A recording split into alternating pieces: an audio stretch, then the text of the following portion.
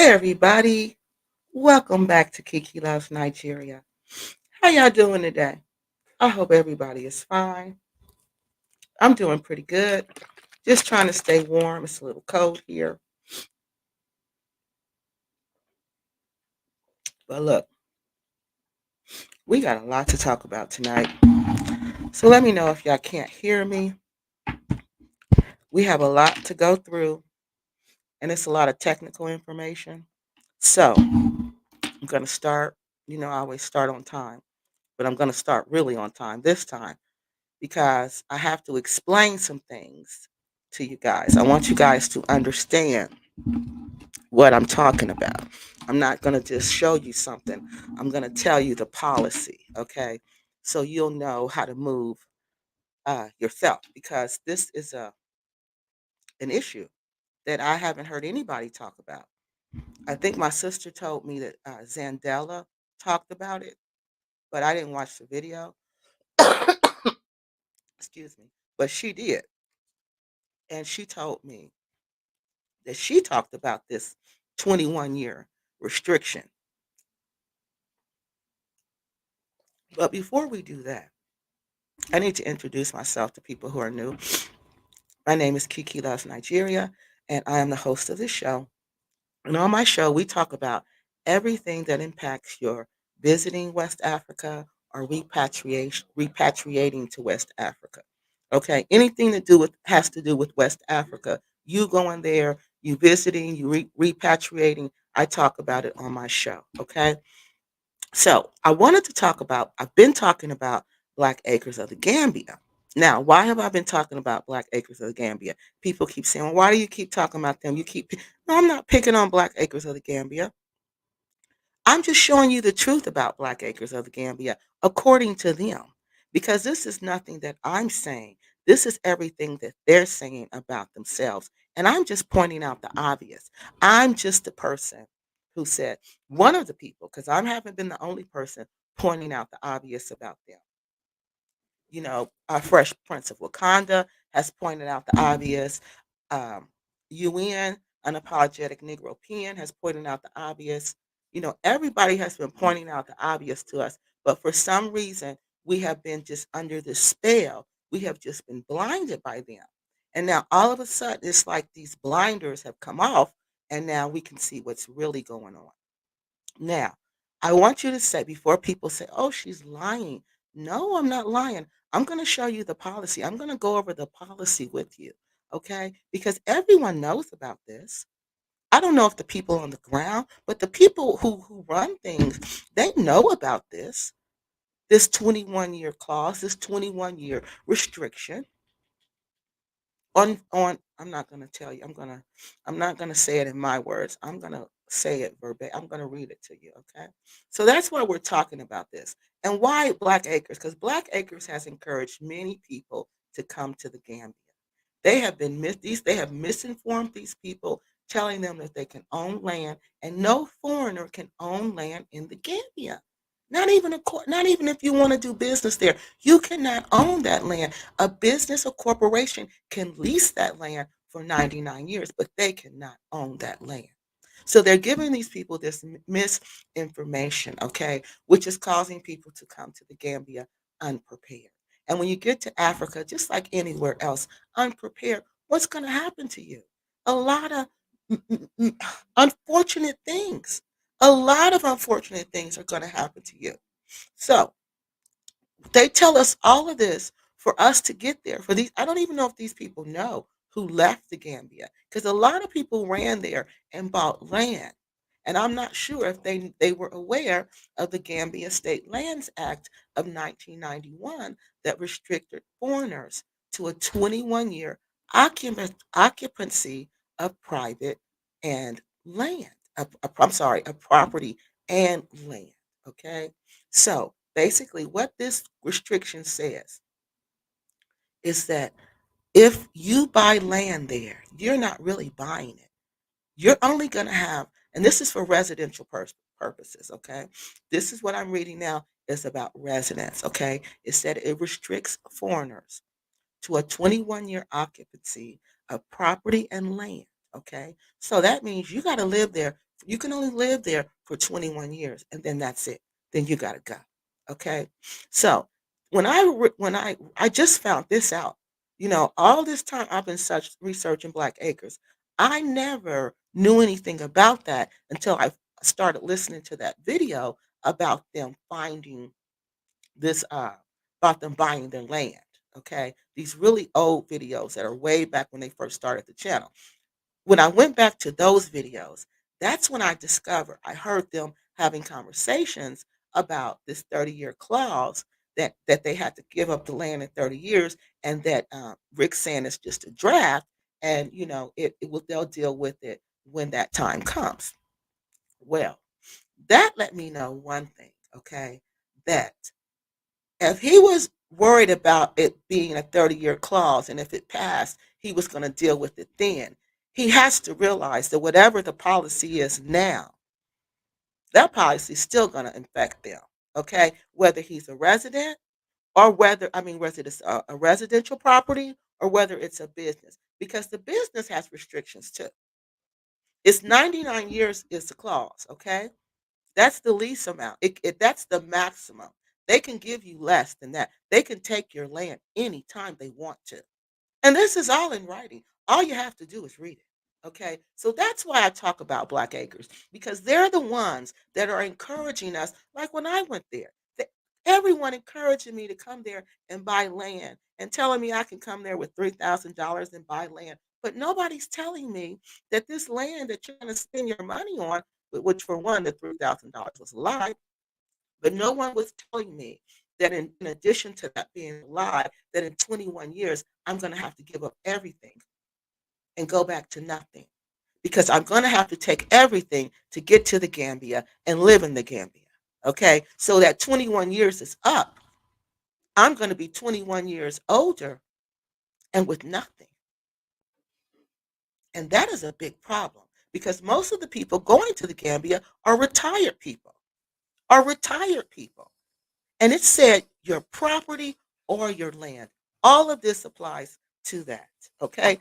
All of it. All of it. Now, how did I get this information? Well, again, I like to use primary sources. I'm sorry, y'all. I have to make sure my makeup's right. So, I like to use primary sources because that's how I was trained, okay? So the university trained me to use primary sources, use secondary sources when you have to, and hardly ever use third sources, okay? Third party sources, because those are so it becomes gossip and rumory. So I always like to use primary sources, and I like to use videos. So, like I said, I was going through Black Acres of the Gambia's videos, and when they made the statement about this clause, I began to look, and that's when I found the restriction, that there is indeed a restriction on when you buy land or when you buy a house. Either way, they're going to get you. Okay. And I also got my information from this website called Philmont. And Philmont is a website that you can go to and you can put in phrases. Like I wanted to see how many acres of Black acres of land that they had. Okay. Because they claimed this land was freehold, but then the way they're operating it, then they said it was a lease. So then I know there's a restriction to resident. You can't have more than 2,500 square meters. You can't own that much, no more than that. So I knew they owned way more than that. So I'm thinking, okay, they can't have this listed as residential. They have to have this listed as something else. Okay. Uh, So they have to have this listed as something else. So I'm looking to see what else could they have it listed as. And that's when I came across the US State Department website about the investment. Okay, about investing in the Gambia, and how there are rules to investing in the Gambia, and that the State Department was telling you about these rules. And that's when I saw that the corporations are the ones who get the land. You got to buy this land from the government. Okay. Okay. So you got to buy this land from the government. The state land. And this land, it's they do it with businesses, okay? They want investors. big investors who come there to invest, like Coco Ocean, like the all that you see on Senegambia Strip. That's what they want. Okay, they don't want what we see at Black Acres because, as I'm going to tell you later on, that's why we've seen the Department of Agriculture out there because they go out there to check to see if you're doing what you say that you're going to do. Now, my question then again, it becomes, if, like Rick said, if this was freehold land, if this was truly his land, why is the government out there? Why would when they were growing the rice, why would the government come out there and they even took some of the rice, remember? So that let me think, that made me start thinking the government is involved with this land purchase. Somehow, some way the government is involved with this. And so as I researched more, that's what they do when there is a lease between them, this person, the freehold land is with the state. That's because the government, remember, owns all the land in the Gambia.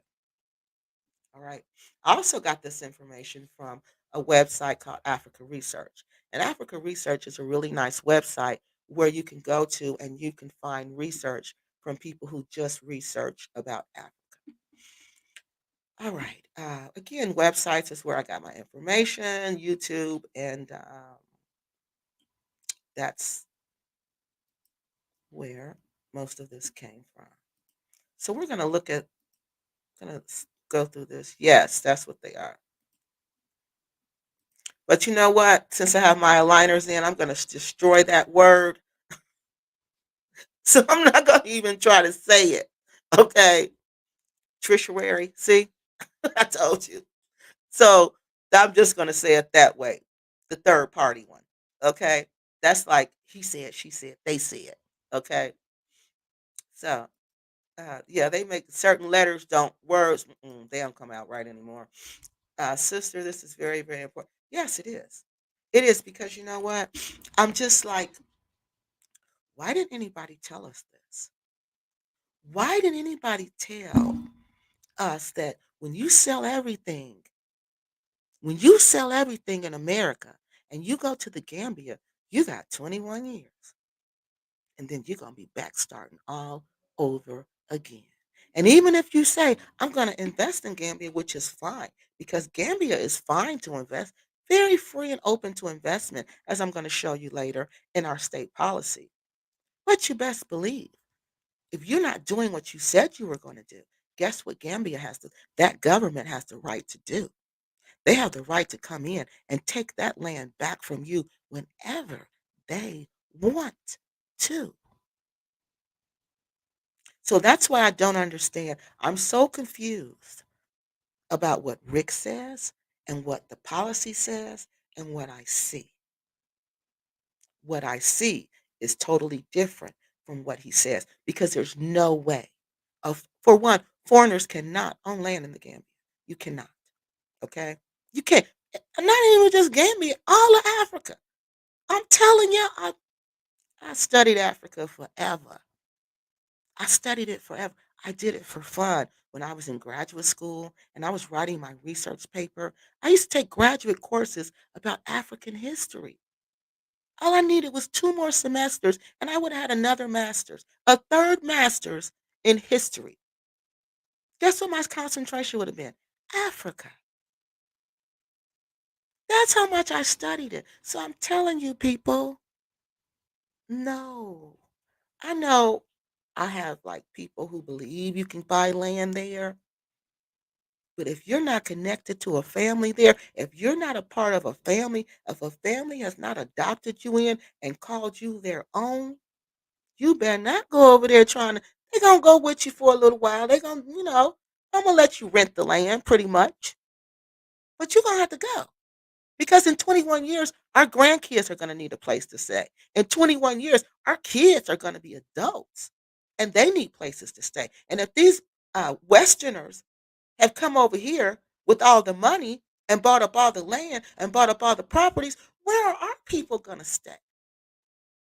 Even when you go having business over in the Gambia, you have to employ 20% of your employees can only be your people. The rest have to be Gambians. And there's no way you can fault the Gambian government for playing cards this way. They got to look out for their people because if they don't, who will? We're not. The Europeans aren't. We're over there trying to buy up anything and everything. That's all Rick talk about. I'm going to buy more land. I'm going to buy more land. I'm going to buy more land. What about the people whose ancestors own that land? But see, it was all just, in my opinion, they got him. Them two dudes, I'm going to show y'all, them two brothers, they got him. All three of them, Rick got. And in return, he got us. That's how it went down. He got, and in return, he got us. Because Rick know he gonna have to get off that land. He know he's not doing if either way, if it's a residential that he has, because you heard we're gonna hear him say, this man is gonna say, when Rick says, what is this that I have in my hand that says I own the property? He said it's a policy. I think that's what he said. A policy. And I'm like, a policy? That shouldn't be a policy. A policy is between you and somebody else. That's what you say. But is it from the government?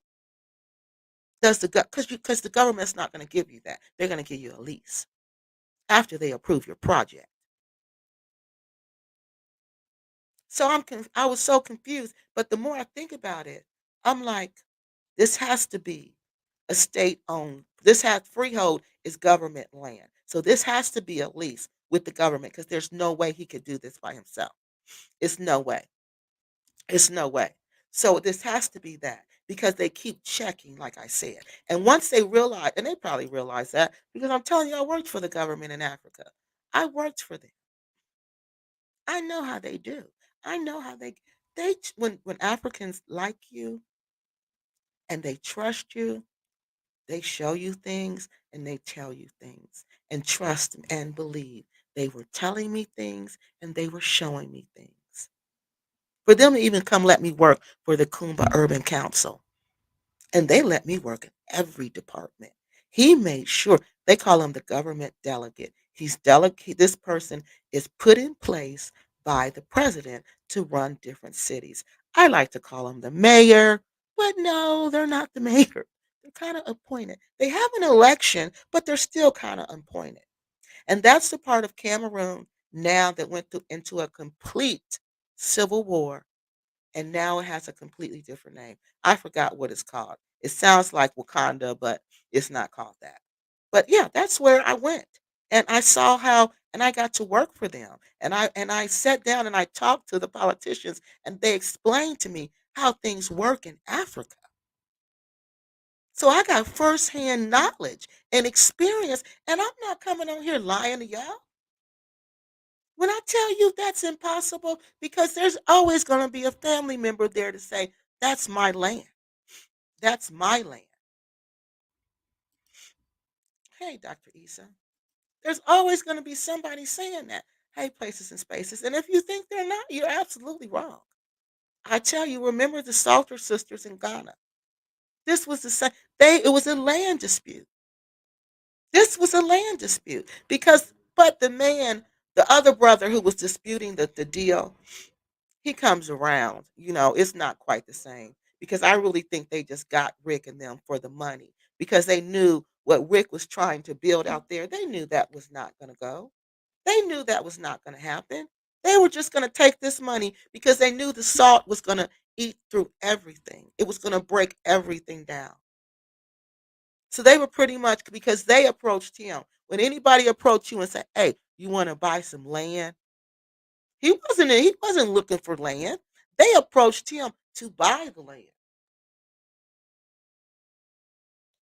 So that's the first thing that made me start thinking, oh, he wasn't trying to do this for real. He was just out here doing stuff.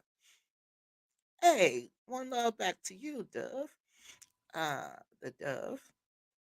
Let's see. Brown Eyes says, hi, hi, how you doing, Brown Eyes? Yeah, this was all just an afterthought. This was just a way. Oh, thank you, Miss Greek. Thank you so much.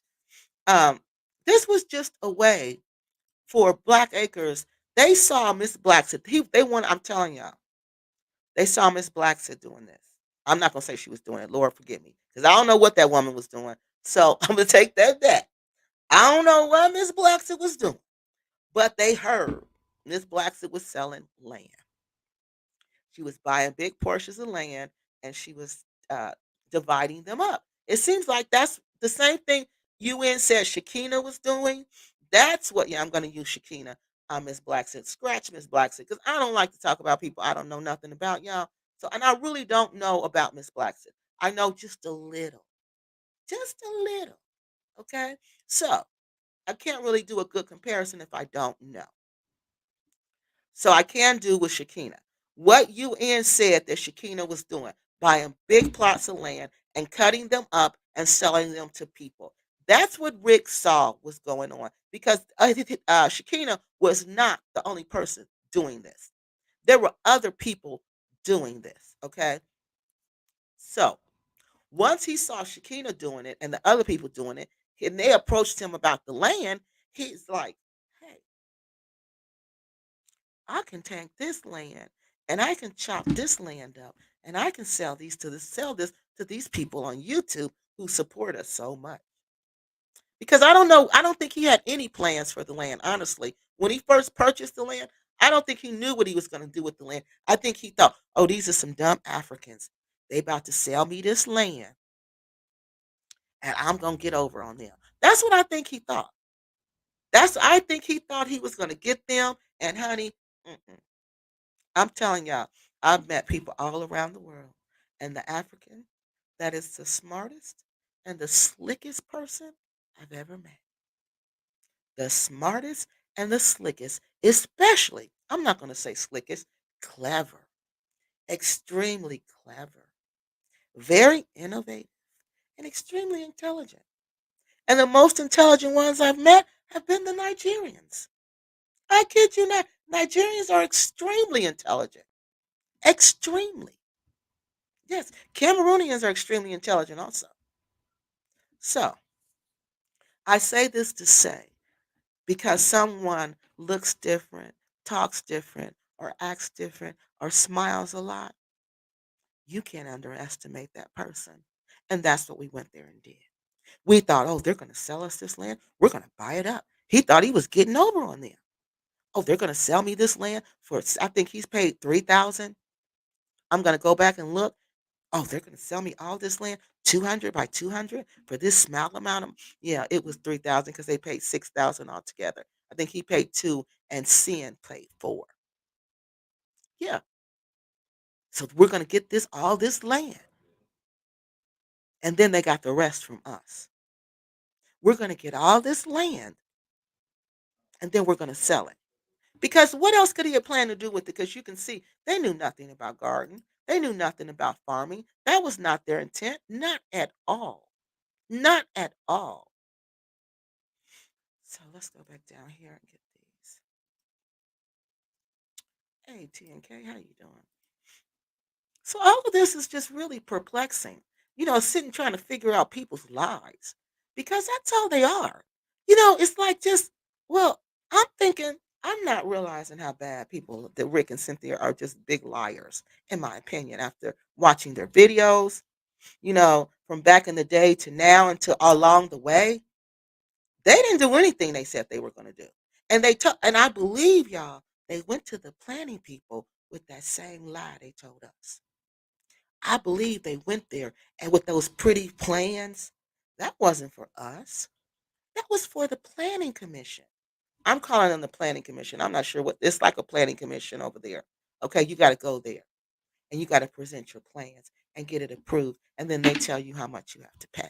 Because Rick was complaining about how much he had to pay because they said that this plan, I guess this plan was really expensive. This was supposed to generate a lot of revenue. So they felt like, well, if you can do this, you can pay this amount. He was complaining about that and didn't want to pay it. There was a Ghanaian goat farmer who set his farm up for the past 5 years, and the chief made him leave, said the farm was taboo after 5 years, and he was a Ghanaian. Yeah, I saw that story, y'all. And I was trying to figure out what happened there. And I was like, oh, he must have made somebody mad. because the man down the street, he had a goat farm. And I'm like, well, he was there for 5 years. Why all of a sudden would you have a problem with him after 5 years? Why? You knew he was goat farming for 5 years and now you gotta go. So that's why I'm thinking something happened. He made the wrong person mad, or either he insulted the wrong person, but something happens. They don't let you stay for 5 years and then just say, "Oop, you gotta go." You know, and he's Ghanaian also, so that's another way. Something truly happened in that situation. Um, hey Q, places and spaces is saying hi Q. Hey Q, how you doing? Q was saying, hey to everybody. If the government owns the land, why do the alcalas have to be involved? Because people will try to resell the land, okay? Like Black Acres. I'm not saying that's what they was going to do. This is what I'm thinking. So say they bought the land, right? From the brothers, the three brothers in the video. They bought and that deal was just between the three brothers. The Akalo knows nothing about it. So that land can be resold. So those brothers can go back, take that same land and resell it because the Akalo keeps the record of who owns the land and the land transactions. Okay? So that's why he has to be involved. And the brothers were for some reason telling Rick not to he didn't need to go to the Akalo with them, that they were just going to go and present the paperwork, the deal to the Akalo. But the dude who went with Rick, I'm going to show you the video. He, was like, you need to go to the Akalo because it's important. You need to get the paper. You need to be there and see what they and see and say. I'm sorry, and see what they say. Okay, so that's why he has to be involved because somebody else can come right back around and say, "Oh, I want to sell this land to this lady. I want to sell this land to Kiki, and really, this land belongs to Black Acres." So that's why he has to be involved. Okay, so let's go down and get this one. Uh, what up, Kiki? Cause you are doing God's. Oh, thank you so much. Cause it's a lot, y'all. This is a lot. This is like being back in graduate school. I agree. Burley says, I agree.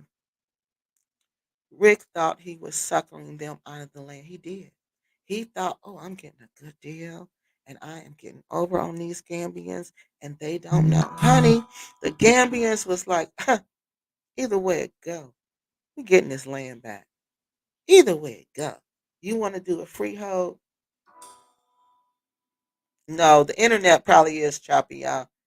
If it's choppy, it probably is because my internet does that. I'm sorry, my internet does that. So I'm sorry, I'm gonna have to call and complain again and see if this is supposed to be one of the best ones, but it's obviously not.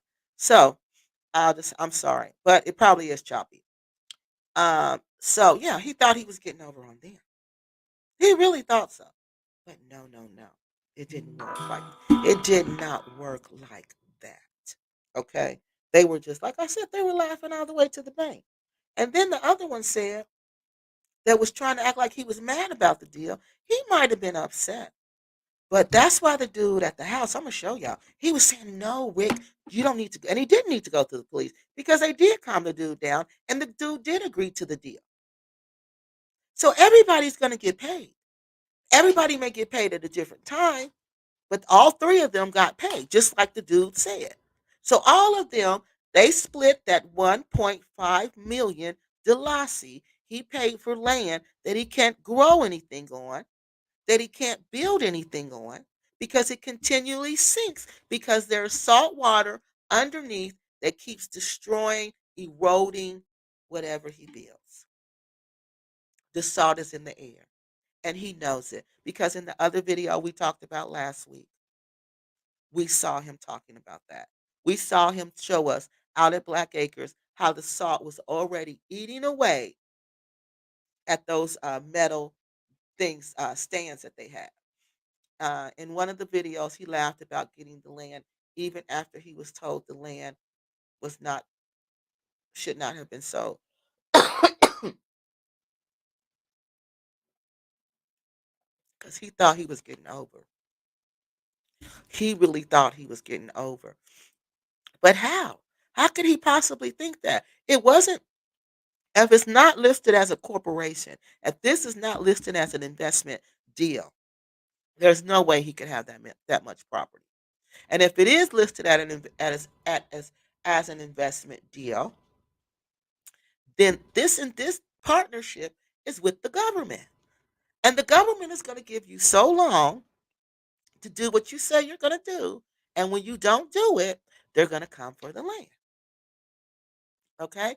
And that's just it. That's just what's going to happen. They're going to terminate it. Okay, did we read all this? I don't think we got address. Um, okay.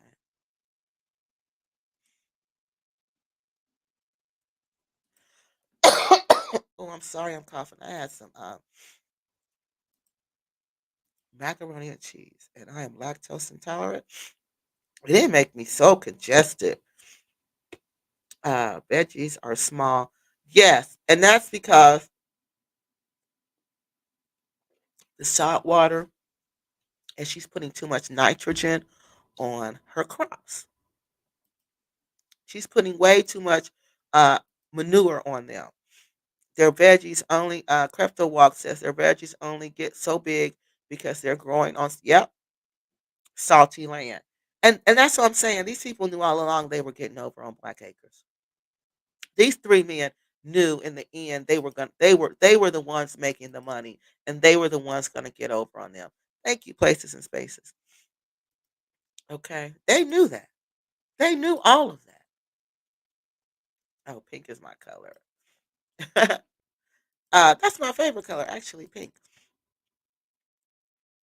Yeah, those. That's what he showed to the planning commission, the blueprints, the fake blueprints. Okay, that's what he showed to the planning people. All right, so the planning people are thinking, wow. And then part of what I'm going to show you guys, that was part of the investment deal. They wanted to bring more Americans there, American tourists, not to relocate. They wanted us to be tourists. Come and tour like I do and go home. Come and visit and leave. Come and visit and leave. Not one time did they say stay. Okay. They wanted to increase American tourism. So that was another goal. So that's another reason they wanted to attract American investors. But I think Black Acres went to them and sold them a song and dance that wasn't really they weren't capable of doing. That's what I think. Okay. Uh, they took 22K from the people and wasted it all on a worth. They sure did. They sure did, and wasted it. They wasted all of it on going out to dinner. We're going to look at it because remember, I told you I'm going from year to year. But this year, I had to stop at the land, how they bought this land, the five whys and how, five W's and how they bought this land. Because that's all I kept saying is what, when, why, how, where. That's all I kept saying and why. Over and over again. Well, how did this happen? And when did this happen? And where did this happen? And how did this happen? I kept going back to how. I could never figure out the why until I figured out the how. Yeah, he wasted the money. Because see, it wasn't their money. It wasn't their money. They really never intended on buying land. I don't think they had a plan to get to what they were going to do in Africa. I think they just went to the Gambia just to, I don't know, to go. Because they didn't have a plan. It wasn't to, oh, it was to run RNC cleaning. Remember, they wanted to be cleaners. They went there to be cleaners, upholstery cleaners. They were going to clean restaurants and nightclubs. That's what they went there to do. And when this man approached them about buying the land. They went for it. They felt like, oh, this is a and with a cheap price like that, they went for it. And then Cynthia, now this is in the video, they said Cynthia had someone pass away in her family in 2018. And then when she came back, she wanted to purchase some land. So it sounds like she got some type of insurance money. And that's when she made the big purchase of the land. And then they wanted to go back and get more for Kiki. But see, the owner was like, the other brother was like, wait a minute, you done sold these people huge parcels of land, and I haven't got anything from it. I haven't got anything from it. No, and he was going off, and he was like, "Where's mine?" Well, he wanted his 900,000 Dalasi, and he got it. The brothers calmed me down and told him, "You're gonna get the money. They're gonna pay it. They got to. They got to. It was only months then they had to pay it, and they paid it. They took what got on YouTube. They ran that raffle, and they got that money up. But first, before we can even get to that, you have to understand what liars these people are. How they looked us in our face and they lied to us. They went to big ball. They went only the strong survive says they went big balling at Brother Solomon's by the beach. Yeah, and that place is expensive. Yes. And they were there every Friday. Remember, they would go there instead of going to work and they would laugh about it. They would be like, oh, we're supposed to be at work, but we're here at Solomon's. Remember that? That's what they would do every Friday. Remember, that's where I saw them at Solomon's. Yes, I don't remember the day of the week, but that's where they were. That's where they were. They were supposed to be at work, but they didn't have to be at work because we were supporting them. We were supporting them so they didn't have to work. They didn't have to do anything but pretend like they were building us a place to go to when they really weren't doing any of that. They went there knowing they had more money than the average Gambian, and they stumbled on YouTube when the greed set in exactly. Well, he realized that he could make money off of YouTube. Okay, he realized he could use YouTube to make money. And that's when he went full, heavy, strong on YouTube. Okay. That's when he went full, heavy, strong on YouTube. YouTube was all about making money. Now you see that since they don't make money off that channel anymore, you see there's they don't do anything with the channel. There's no videos. They haven't put a video up in I don't know how many days. They used to do 4 videos a day. The the next to the last video they put up where the little baby elephant is on there with his head in the mud or whatever. That video, most of that 80% of that video has no sound. Why would you put up and it's no music? If you cared about your YouTube channel and if you cared about your audience, why would you put up a video that has no sound? Because they don't care about their audience. They don't care about that channel. It was making them money, but it doesn't make them money anymore.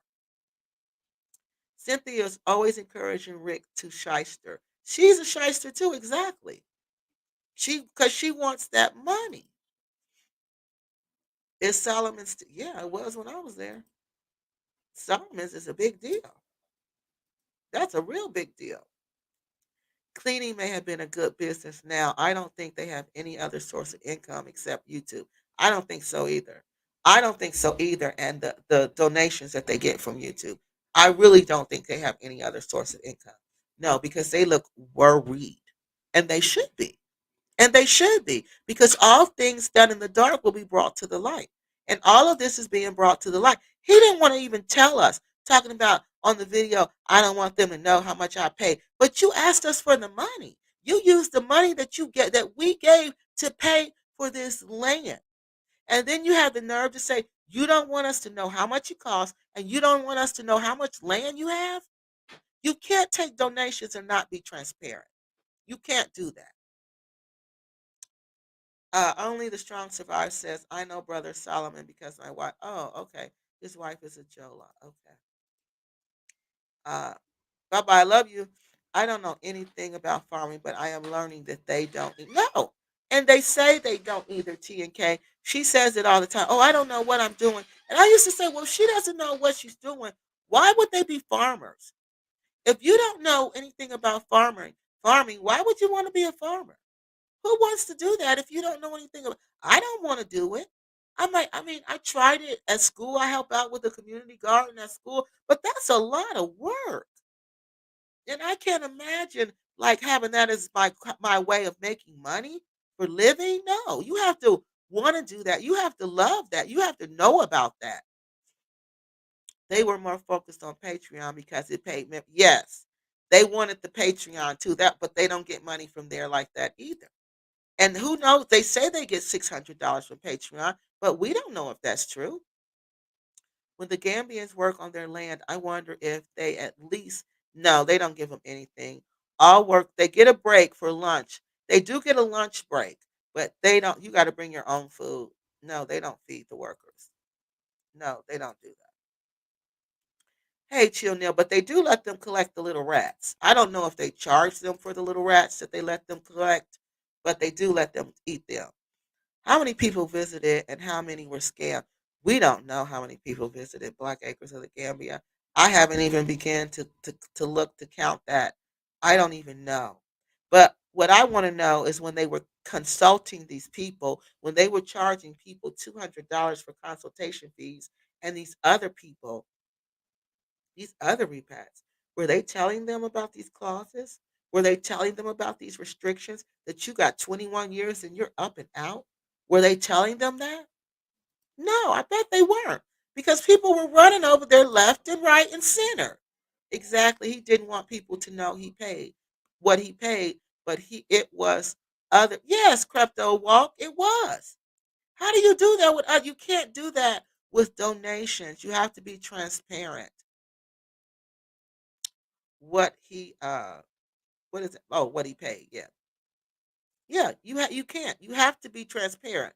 You have to be, especially with a crowdfunding project because that was a crowdfunding project. So when the crowd puts their money together, when the public puts their money together to fund a project, they have a right to know how much money is there and where this money is going because it is their money. It is not Rick and Cynthia's money. Rick and Cynthia did not pay to lease that land. The people paid to lease that land.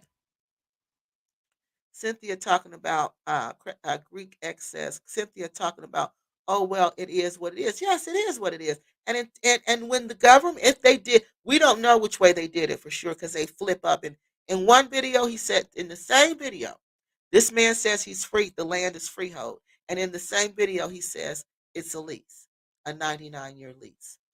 Okay. So if it's a freehold, it's freehold land and it was and he bought the land, he had to buy that from the government, which means it's a leased land and it's 99 years. If he got 99 years, that's the most you can get. We don't know if they gave him 99 years. We don't know at all. She calls Rick her king shyster. Exactly. Her king shyster.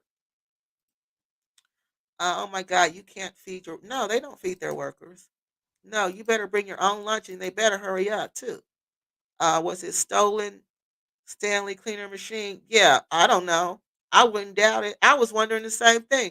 I was wondering, did they pay for all of that stuff or did they just take it with them? That's why they quit doing lives every week. Why? Why, Edra? Why they quit doing lives every week? I missed it.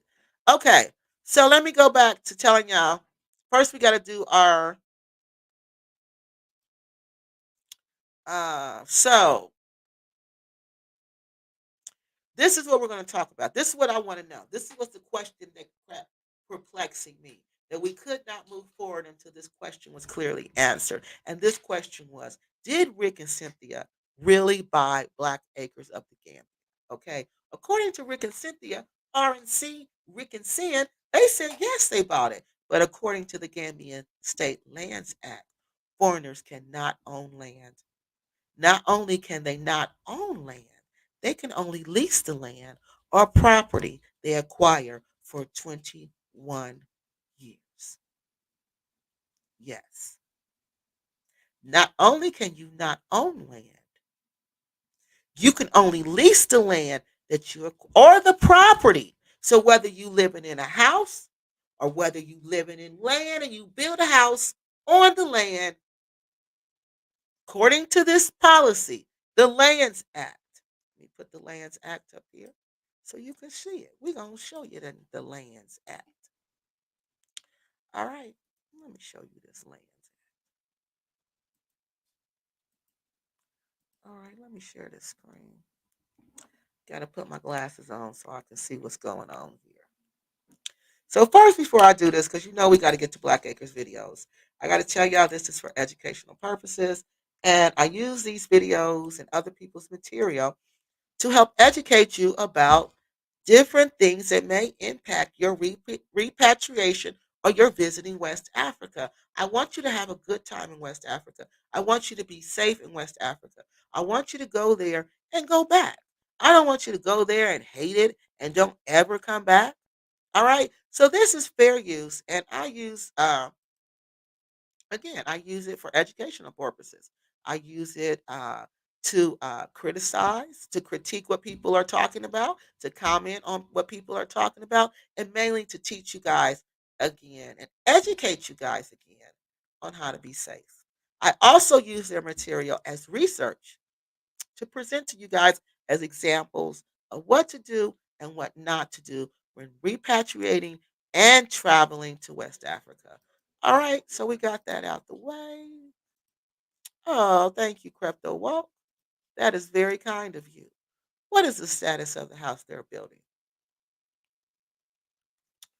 We don't know. They don't tell us that. They won't tell us that. You have to go on the Patreon to see the house. All right. And what we've seen of the house, there's a crack going horizontal on one of the walls, and there's a crack going up the side of the other one.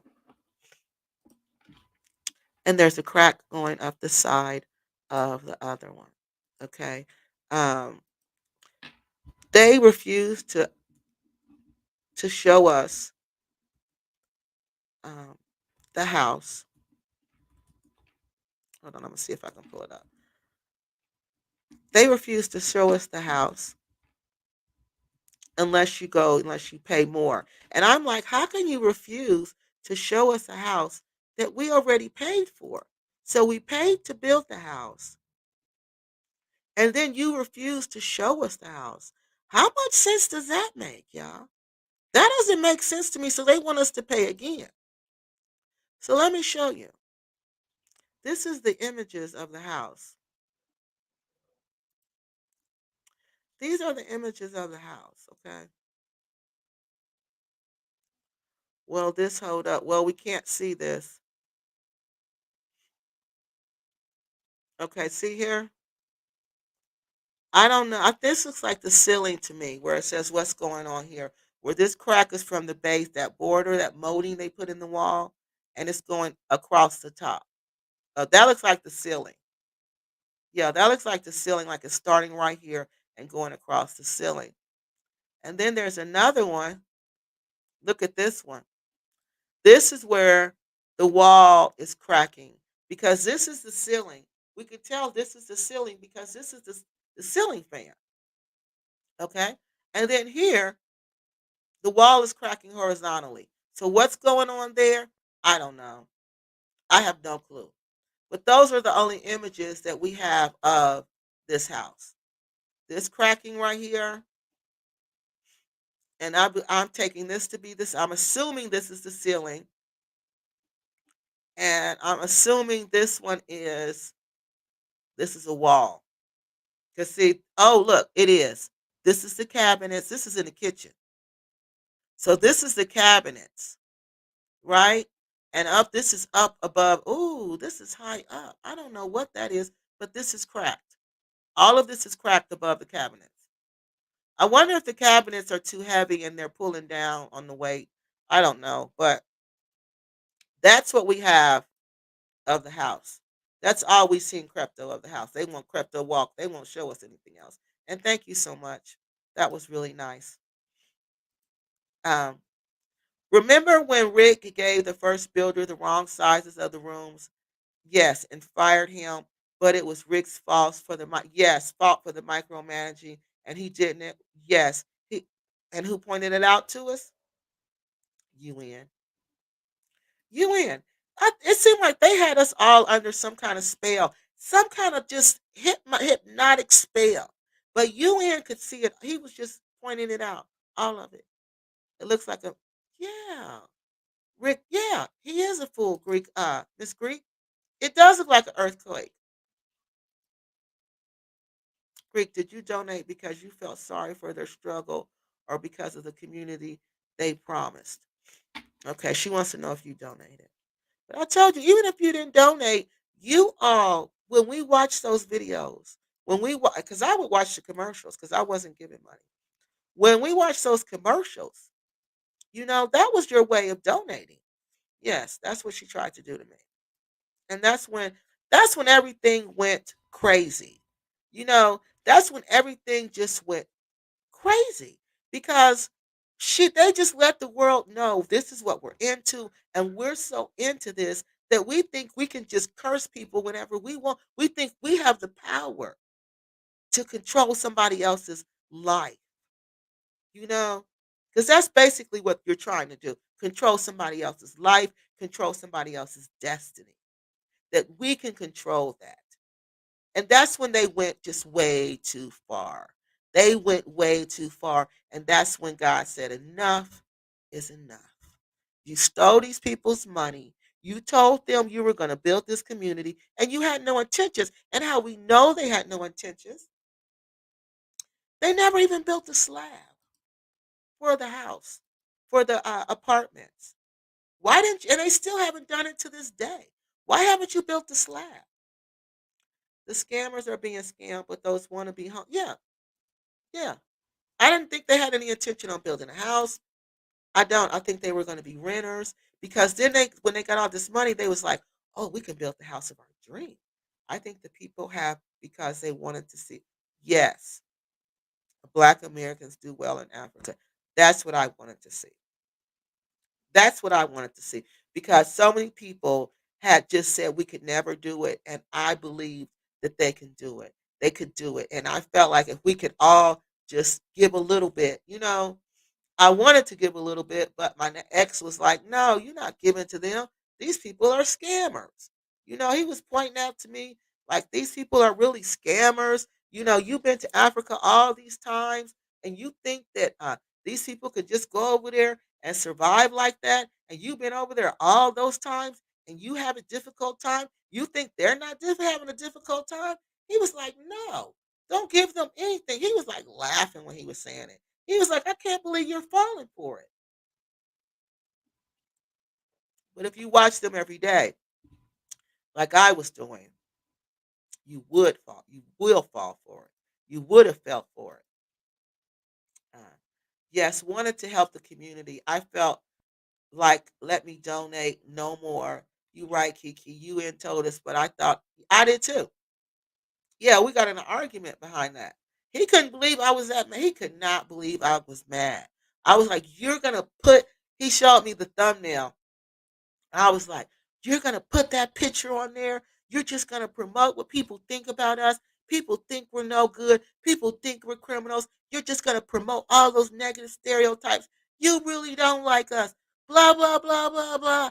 And he was like, what? What does this have to What does this have to do with you? This is about Rick went to jail for stealing, Kiki. This is public record. He went to jail for stealing. Here is the mugshot. This is about him and what type of person he is. But again, it was just like you guys, someone said, we wanted to see the black person, the black American do well.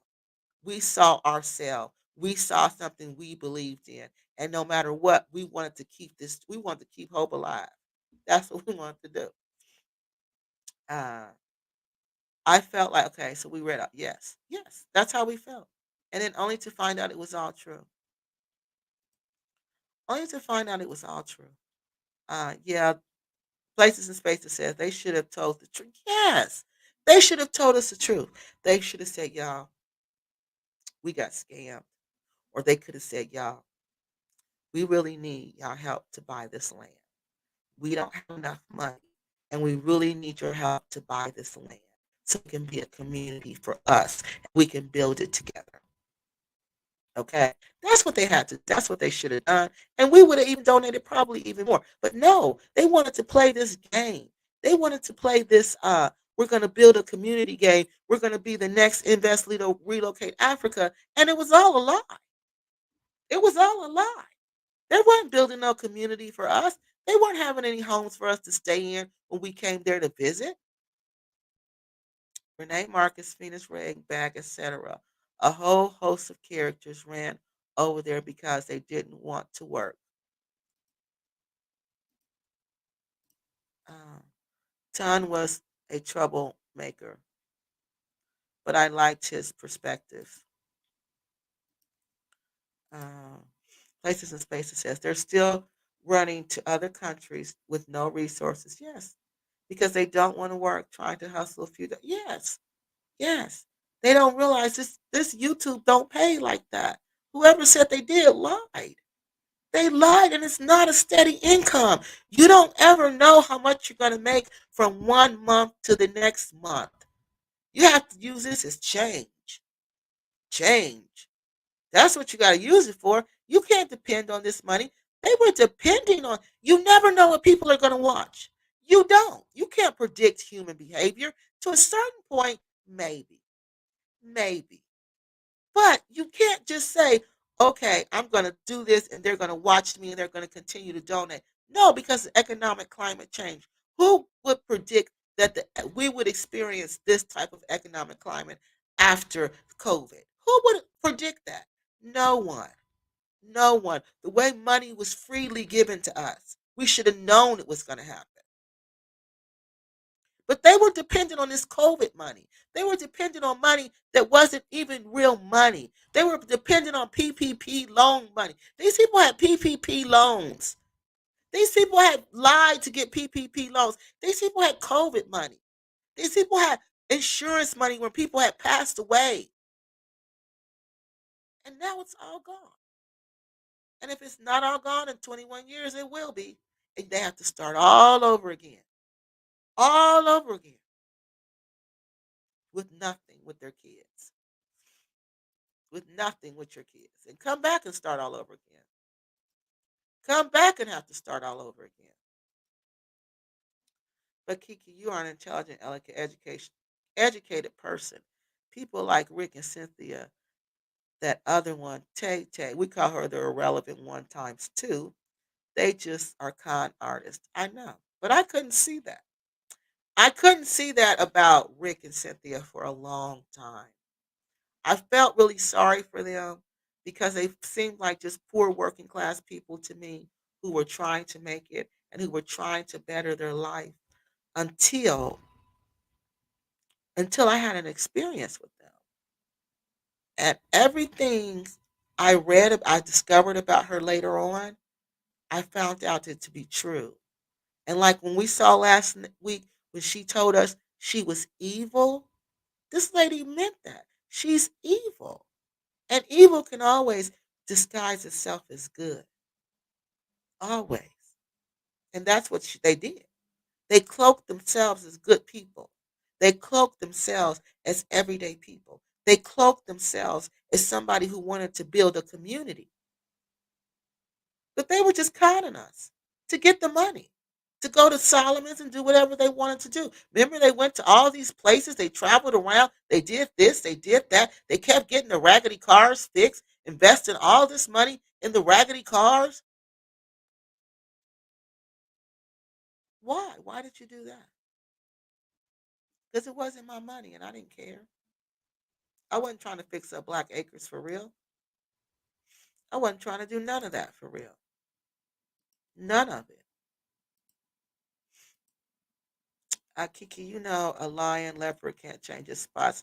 If you are a lion in America, yes. Exactly. You're going 9 times out of 10, you're going because that's all you know how to do is lie. That's all they know how to do is lie and scam. You're right. You're right. And steal.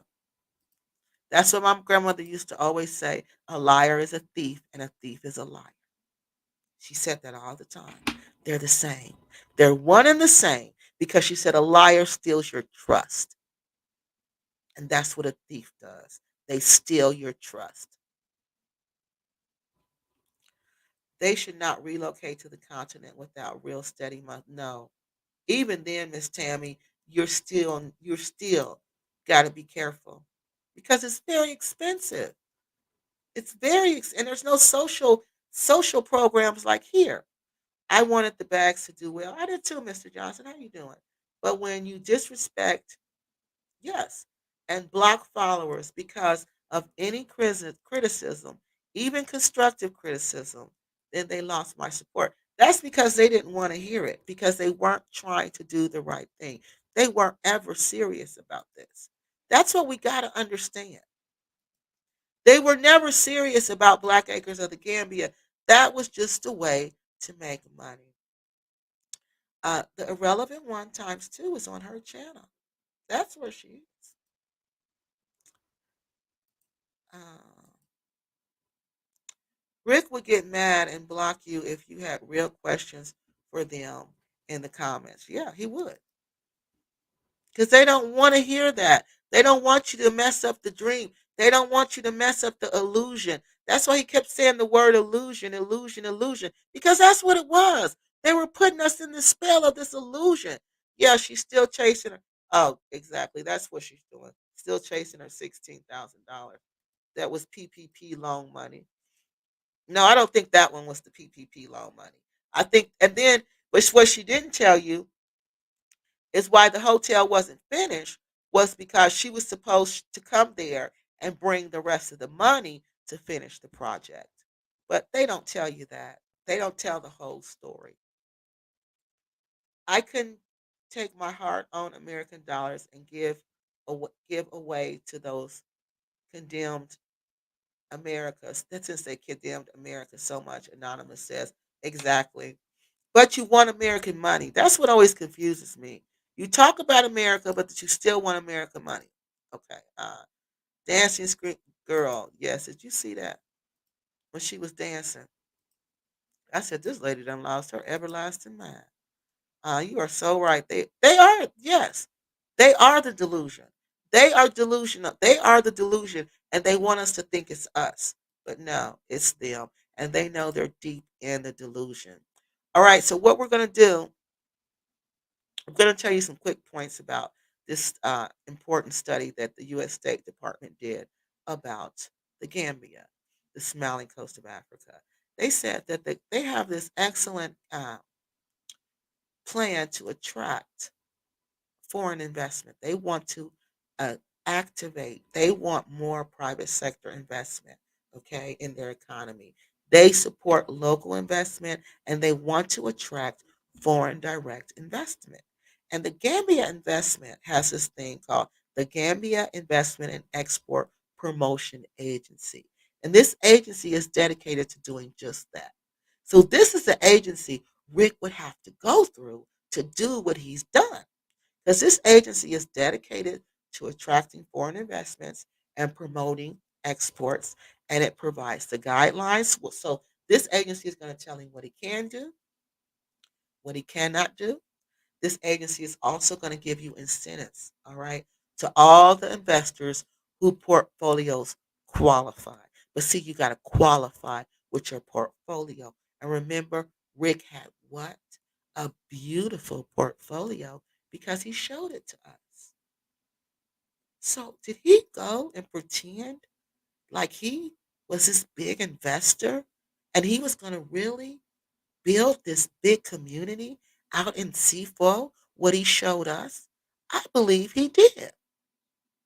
Now, there's something called a special investment certificate.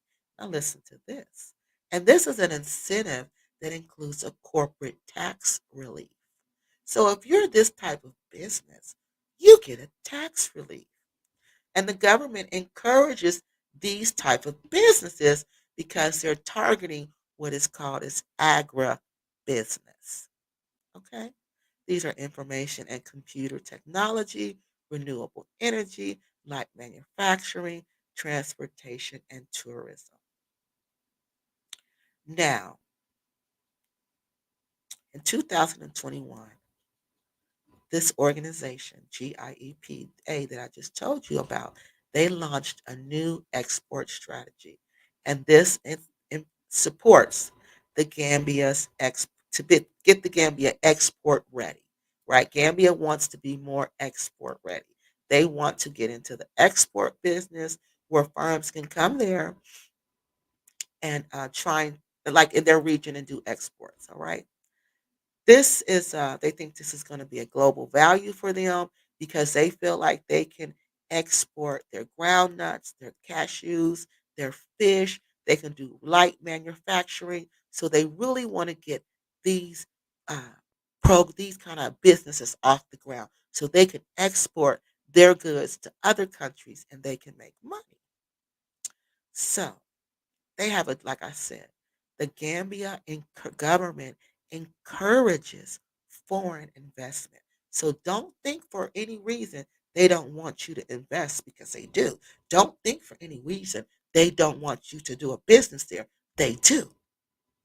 They just want you to do what you say you're going to do. So it has been that this the government has been increasing their priority to get foreign development, foreign investments. Okay, that is their priority. It also recognizes the importance of creating an environment that allows the private sector, not the government, but the private sector, to be the engine of the growth.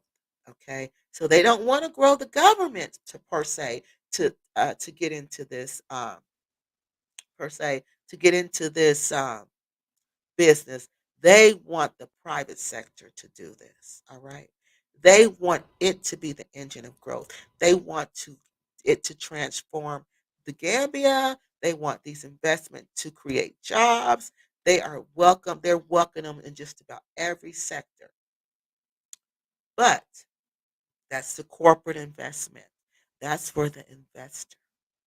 But the government warns.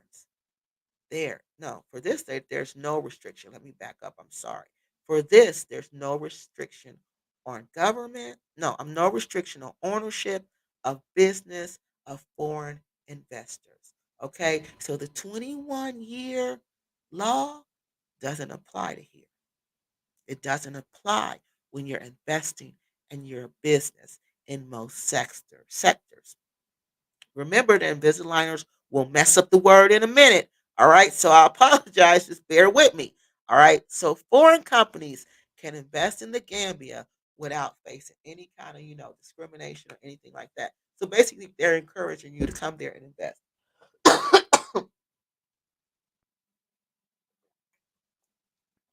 Now, let me see if you got questions about that. And then we're going to do a quick economic overview. Because, see, before I do anything, I always go look at the policy. I always go see, what does the policy say? What does their constitution say about what I'm trying to do? And then you'll know. And it's obvious none of these people have done this.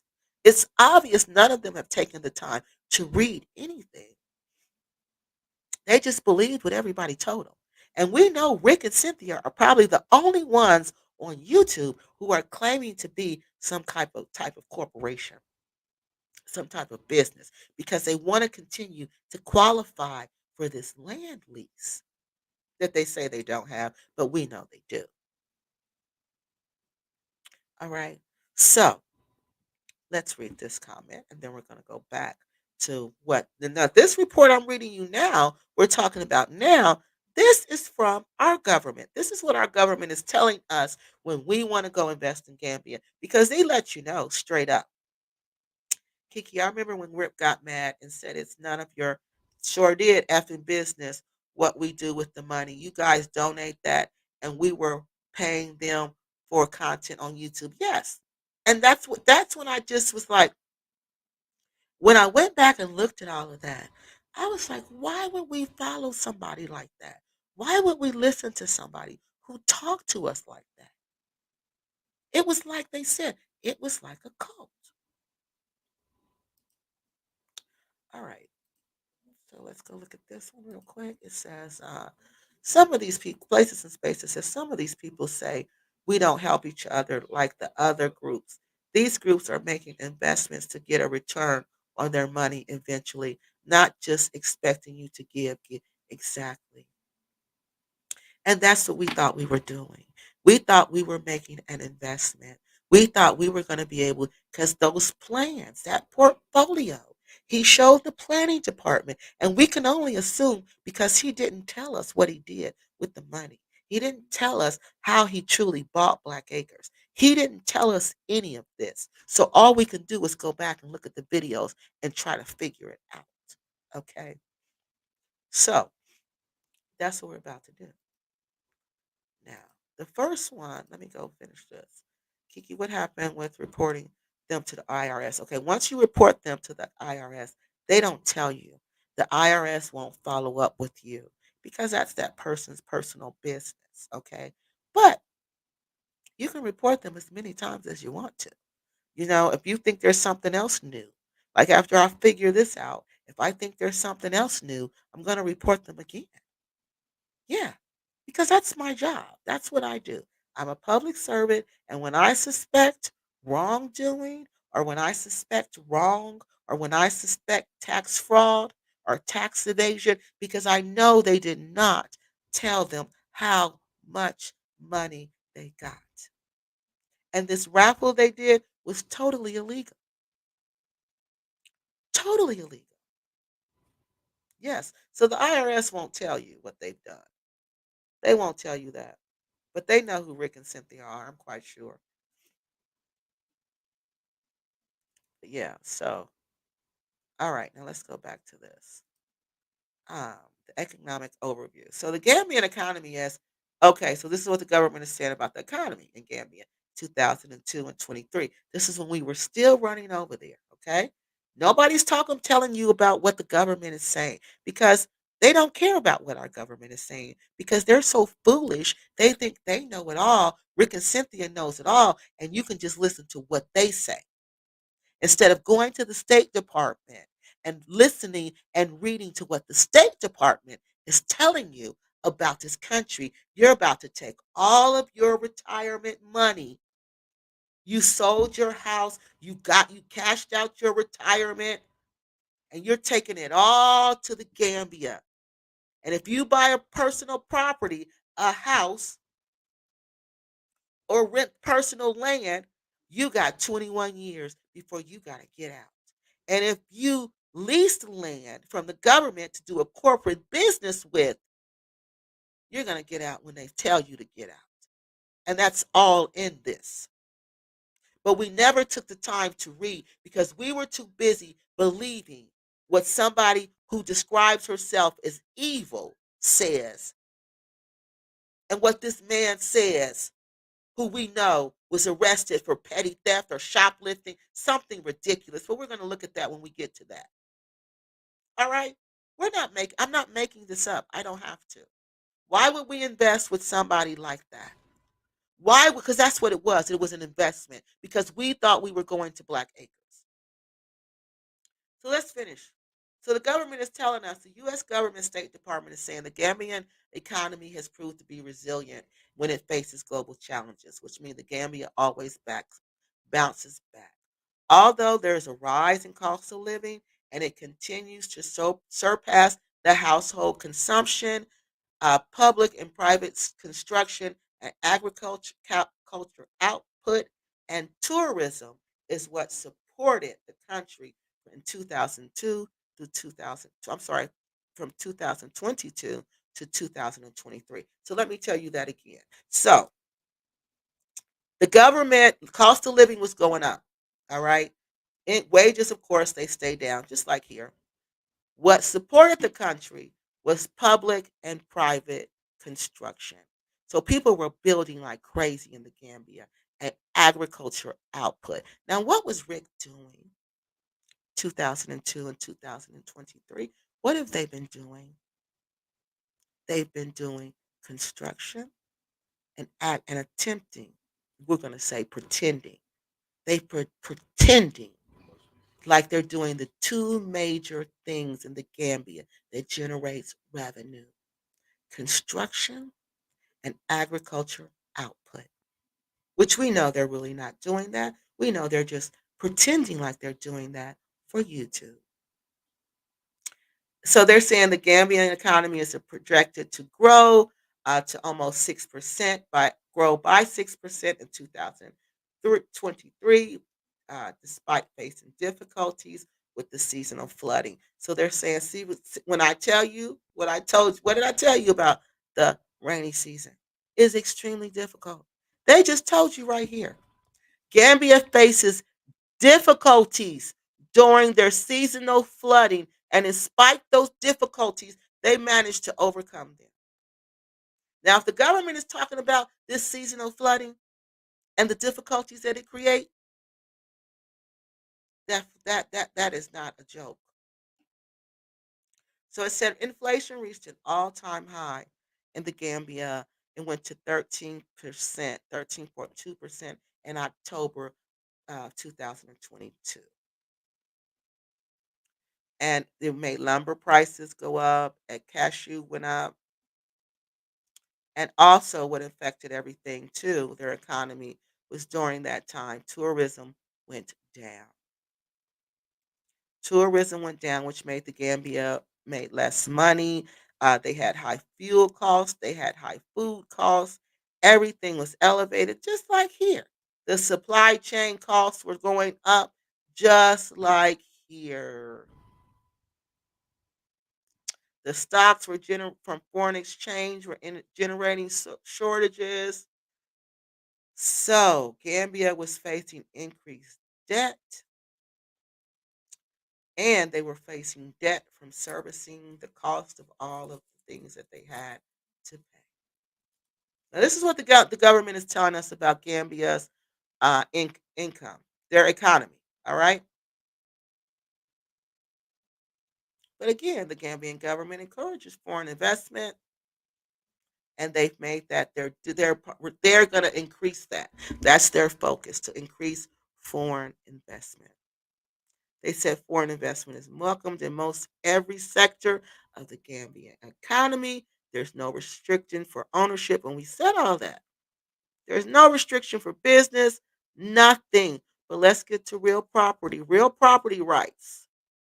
Then we're going to go and look. They're paying people 25 cents a day. Yes. Now, is the government going to consider you creating economic development and you're paying the people 25 cents a day and you can't even keep employees? You haven't even had the same employees for 6 months or a year. They're paying attention to that. How many employees do you really have? How long do they work here? What all do you provide them with?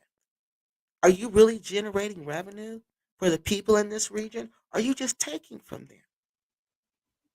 And that's what they're going to see. That's what they already know. They're just trying to be nice, giving Black Acres time, okay?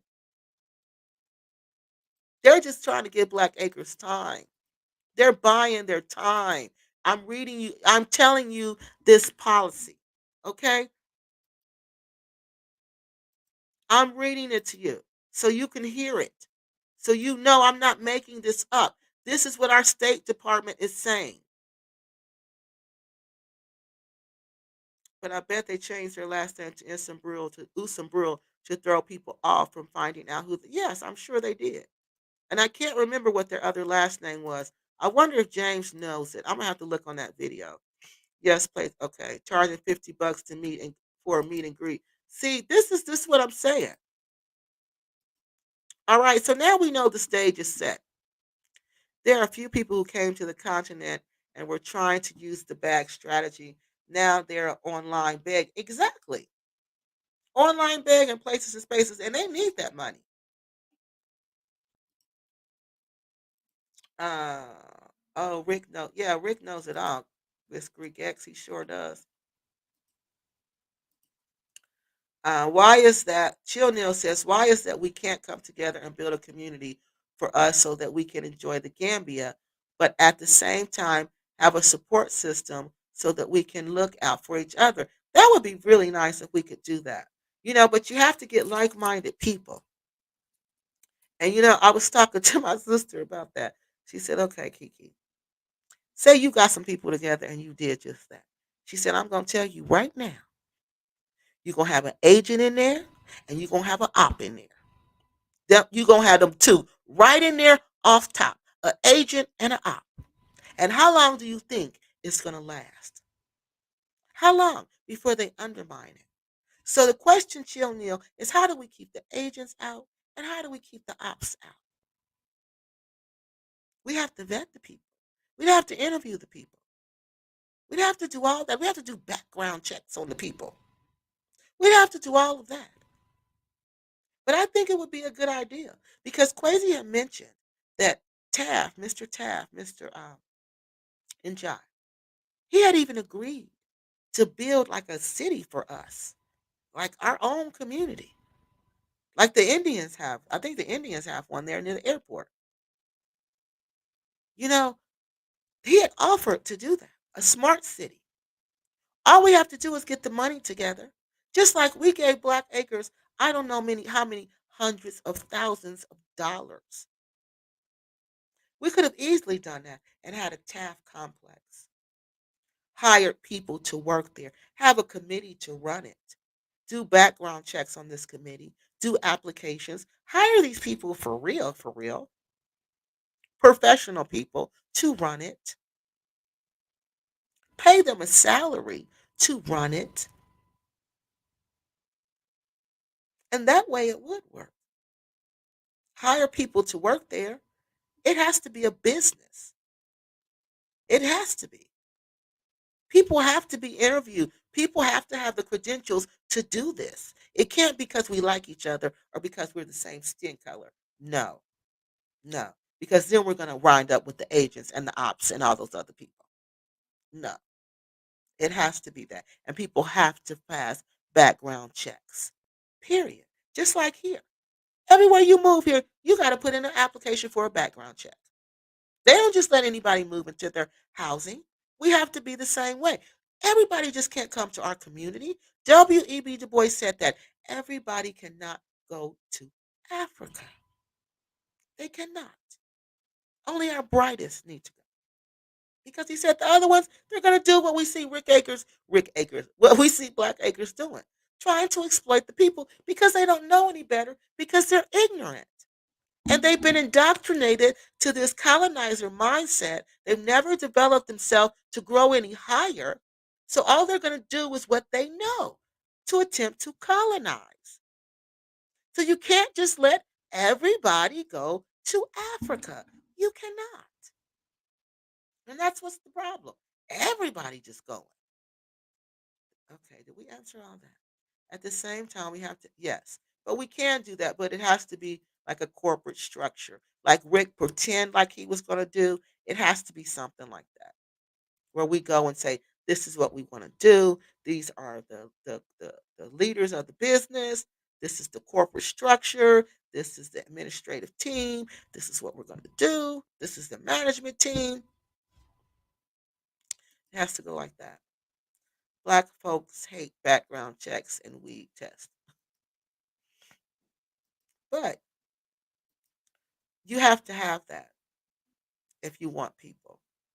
The IRS comes knocking just when you get come. Yes, they let it. You know what they told us in school? They said the federal government has nothing but time. You know what they said? They said they let it pile up. They let it pile up, and they just sit back and watch and wait. Especially the IRS. They said they really have nothing but time. Nothing but time. The happy one has seen the light and he's getting out. Right, like we didn't know that was him last week. And then do you know he had the nerve to say, oh, they got some nice dime pieces over here. When I heard him say that, I'm like, oh, this dude's still the same. He's still over there chasing the youngins. They had the nerve to get mad at Harmon for leaving because he wasn't paying him what they should have. Exactly. Everybody gets tired of that. You shouldn't burn bridges. T and K said you shouldn't burn bridges in the UK, in the US, because you never know if you need to come back. You exactly right. All right. So, did I get all these comments? And we're gonna go. They're over there paying. Okay, good. We got all the comments. Let's see this one real quick. Kiki, if Rick and Cynthia applied for multiple credit cards and left them, imagine why they took that they did not belong to them. What exactly? If they took, what she's saying is, this person is saying, if they applied for all these credit cards and just took the money off of them and maxed them out, got the cash off of them and then maxed them out, then tell me, what she's saying is, why do you think Rick and Cynthia would not take what was not theirs? They will. They would. Okay. Now, let me get finished setting the stage. So, say property rights come from. This is why you hear them talk about these courts: the High Court of the Gambia, the magistrate courts, and the district tribunals. They determine land ownership, and they make declarations of titles to the land. So, for him to own land, he had to go to one of these courts. He had to go to one of these courts, okay? Because this was established in 1987, that the court has unlimited jurisdiction and can determine ownership of land and make the declaration of the title of land. So the court has the ultimate ownership, determines the ownership of the land. And there's three different courts that you go to. All right. Now, the Ministry of Lands, they say that they are non-Gambians have slight restrictions on land ownership. Now, this is in um, the Land Act. This was a different one. This wasn't the one in 1991. It says the non-Gambians have a slight risk of land ownership. They are only deemed to be leases of residential land, so you can only lease it. So all the people talking about they own it, that's a lie. That is a lie. The U.S. government is telling you right here, you can only lease residential land, and it cannot be. It has, and the land is not within 1.5 kilometers of the high water, and it is no more than 2,500 square meters of land in any city. Now, I'm telling you, when I read that, I said, okay, there's no way Rick and Cynthia could have to lease this land. This is not residential property. I'm sorry, not lease the land. There's no way this is considered. They can't own this land. Okay, this land has got to be leased by the government. It's got to be state land. So, um, that's what I want you to understand. That there are three divisions of land types: freehold, what Rick said he bought from somebody freely;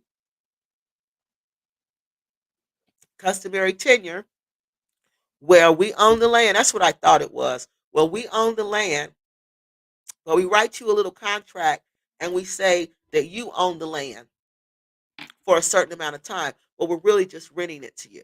That's what I thought it was at first, and then leasehold. All right, and they're kind of self-explanatory. The freehold is just free land; you buy it outright. I explained customary tenure, and leasehold is the 99-year lease, but it's not all 99 years.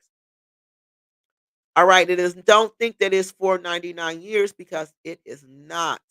The 1990 Land Act specifies that the land owned by the government, that all land is owned by the Gambian government, okay? And it may only be leased for a maximum of 99 years. So that's what you got to understand. It's only going to be leased for a maximum of 99 years. You cannot lease it for longer than that. And who knows if you're going to get 99 years? That's up to them. They can decide they're not going to give you the 99-year lease. They can decide, no, you're only going to give you 10 years to do this. Listen, with conditions, the tenant pays rent to the government. So you pay, I'm sorry, y'all. You pay rent to the government in exchange for the right, Rick and Cynthia. Now, listen, if you're leasing this land, you're paying rent to the government in exchange for the right to occupy and maintain the property for the duration of the lease. So I'm confused. I'm confused because if that's the case, if it is a lease for 99 years, that means they did not pay the whole thing, that they're making payments on this land unless they said they were going to pay the whole thing. But see, we don't know, and all we can do is guess because they're liars and they won't tell us the truth. All right, so we're about to watch this video. We're going to watch this video, all right? Because this doesn't make sense to me. Like I keep telling you, this doesn't make sense to me. It doesn't. Because I keep like what we're just saying. Like what we just saying. It doesn't make sense. So, the Department of Land Surveys, this is the people who create the lease. So he had to go to this regional administrative and lands act place, and he says something. The group, the Gangier region, that might be where he said he had to go. They create the lease. You sign it.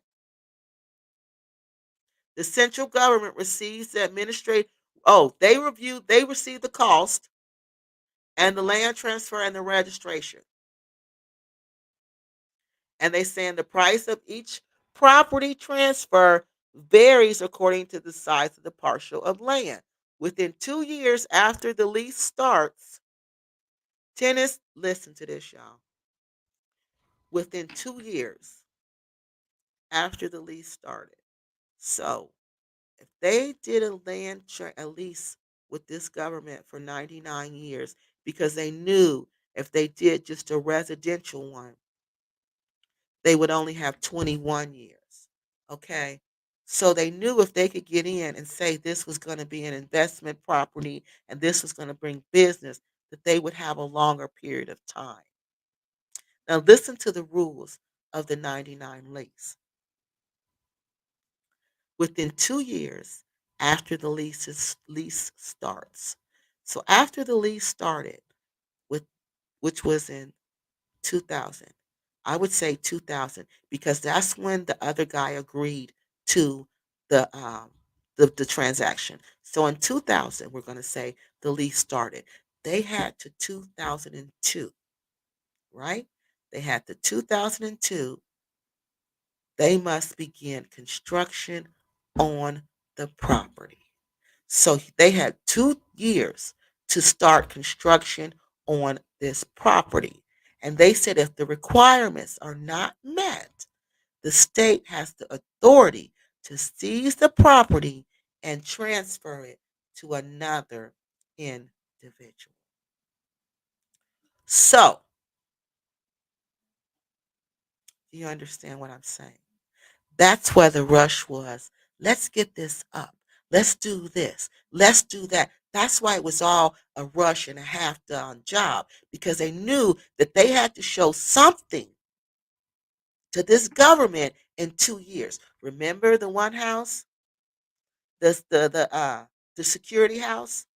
They put that up first, and then they put up the big house. But that's not what they showed the government they were going to do. They showed the government they were going to build apartments and everything. They were going to have a communal farm, remember? They couldn't have just showed them what we see. So now I'm going to show you some evidence.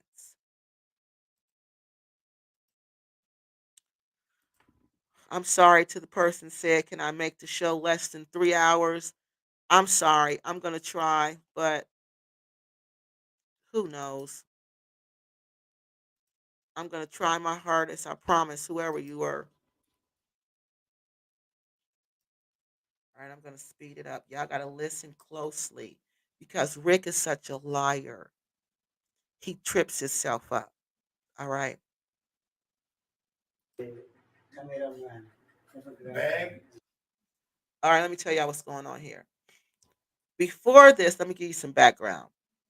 Before this video, Rick and Cynthia were out at Black Acres putting up a fence.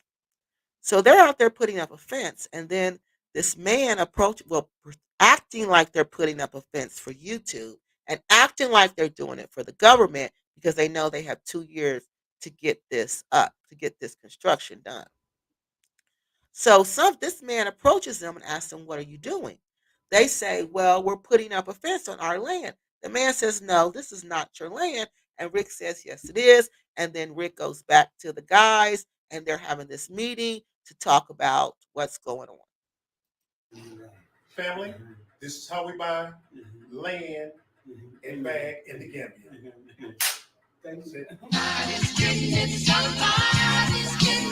To Sonko's office, guys that have seen that previous video where we interviewed him, thanks for your support on that. And we've got some of our brothers here and stuff who are the landowners. Now, these two are the two he bought the land from. There was no young dude. I don't know who said it was a young dude who sneak and sold the land. These are two grown men who knew exactly what they were doing. So these are the two brothers who sold the land. The handsome guy on the far right is Abu, and the less handsome guy is Mustafa. But they both are handsome and stuff. And you guys already know Sweet Juicy Mama over here, right, guys? I'm not in it. Oh, you're not in it? Okay. Hello. Fine. You're not in it. Okay. All right, guys. Because at that point, I think somebody told her that, she needs to be quiet and she needs to stay out of the business because she would come and she would be all up in the business, and women don't conduct business. So I think at that time she was trying to do the socially correct thing, which was to be quiet. So I think that's why she said, "No, I'm not in it." You keep asking us how big the land size is at bag. We're not going to tell you because that's personal information. All right, so let me tell you how big it is. The first land size that Rick bought is 200 by 200. Cynthia turns around to buy a 200 by 400. They were trying to buy another big lot of land for their daughter, the youngest girl, Ricky Denise. That deal fell through.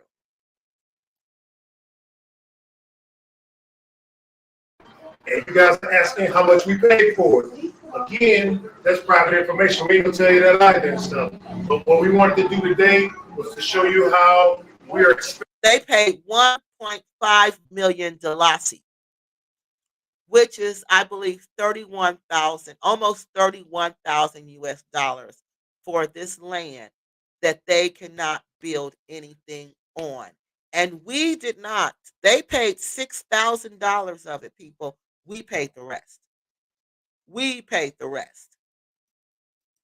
Expanding it and trying to purchase additional lands and stuff.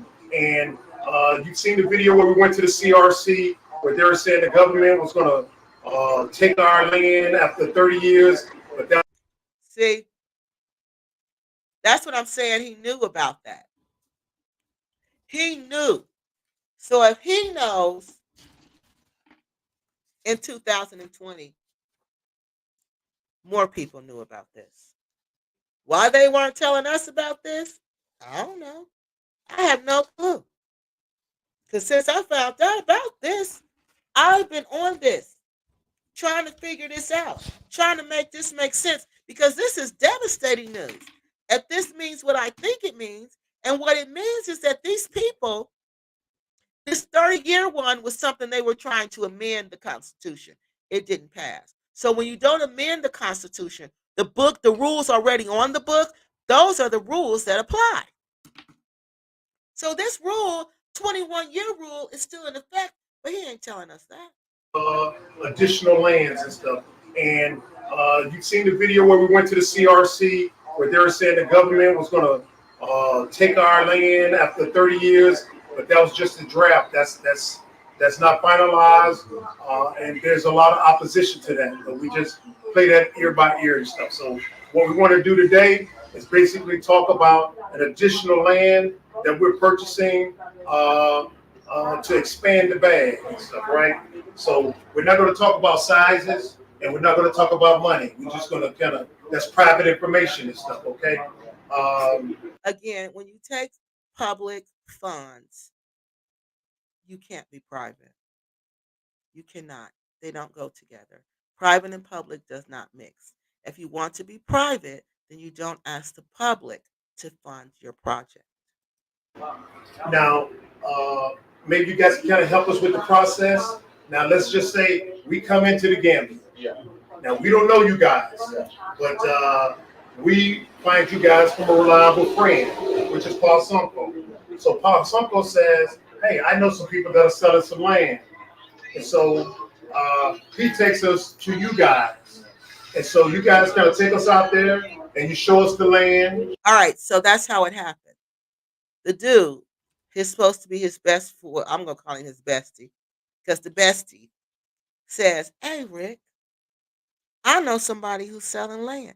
You want to buy some land? Now why would your bestie say that and you're not interested and you ain't said nothing about some land? Unless they trying to get some unless they're gonna get something from you selling that, from you being engaged in that purchase. And we say, we're interested, right? So once we're interested, what is the next step that we need to do to keep it legal, where we don't lose money and things of that sort? So Now that I thought was interesting. Did you hear him say, "What do we need to do to keep it legal?" What do you mean? What do you need to do to keep it legal? Because he knows he cannot own this land, this amount of land. He cannot legally own this kind of land freehold. He can't. He know he cannot. He cannot. So he has to do it as some type of investment in Gambia under this Federal Development Investment Act, where they want to get all these investors to come and do what? Two things that Rick and them are constantly doing, constantly producing these second-rate vegetables and these construction projects that constantly fall apart. Because those are the two things that Gambia needs you to do as a business. So they're so but they so substandard. They don't realize Gambia's not taking. Nobody's gonna take what you're giving them. You're not. You employ maybe 10 people. That's the most I've seen. They don't last long. You pay them below standard. You don't pay them a living wage. The houses that you said you were going to build to attract these tourists that we need because they are a part of our economy, you don't even do that. And you think these government officials are not going to notice that? They're going just like this ex-government person notice it. You think they don't notice it? if you follow where I'm at right now, he's referred us to you, and you guys have showed us the land, and we said, yeah, we're interested in this land, okay? And what's the next step that we do after that? We want to buy the land from you. What do we need to do? Do we need to go to the Akalo, or what do we need to do? Can you guys tell us what we need to do to buy the land? Now, when you want the land, as you have explained, you don't have to go to the Alcalo by your own self. Don't go to the Akalo by Don't myself. go, yeah, don't go to the Alcalo by your own self. Okay, We are there. We the owners of the land. okay, We will do the transaction. okay, then. Yeah, we'll talk about the price. Right. Did you hear that? He said, we are the owners of the land. You don't go to the Akalo by yourself. We will handle the transaction. We will set the price. And what does Rick say? Oh, okay. Why would you let them two go to the Akalo about the land transaction that you're doing and you're not going to even be there? which is private. Right. You cannot expose it here. Right. No matter if the land is big or small. Right. The point is how much you agree to The pay. price. Right. You agree Yes. on the price. Right. So we will do the paperwork. We go to the area council. The area council. That means the municipal council, or I don't know how you may call it in America. Okay. The area council. They are the people who are responsible for the land. Okay. Land office. Land office. You go there, then the fellow will give you a paper. The Alcalo will issue you with a paper that will show you that the land now is your land from the Alcalo. Now, since we purchased some land, now is that the sketch plan? Yeah, the sketch plan. Okay. Yeah. Now, Keith, I don't know if you could zoom in on this. Let's see if it's in here.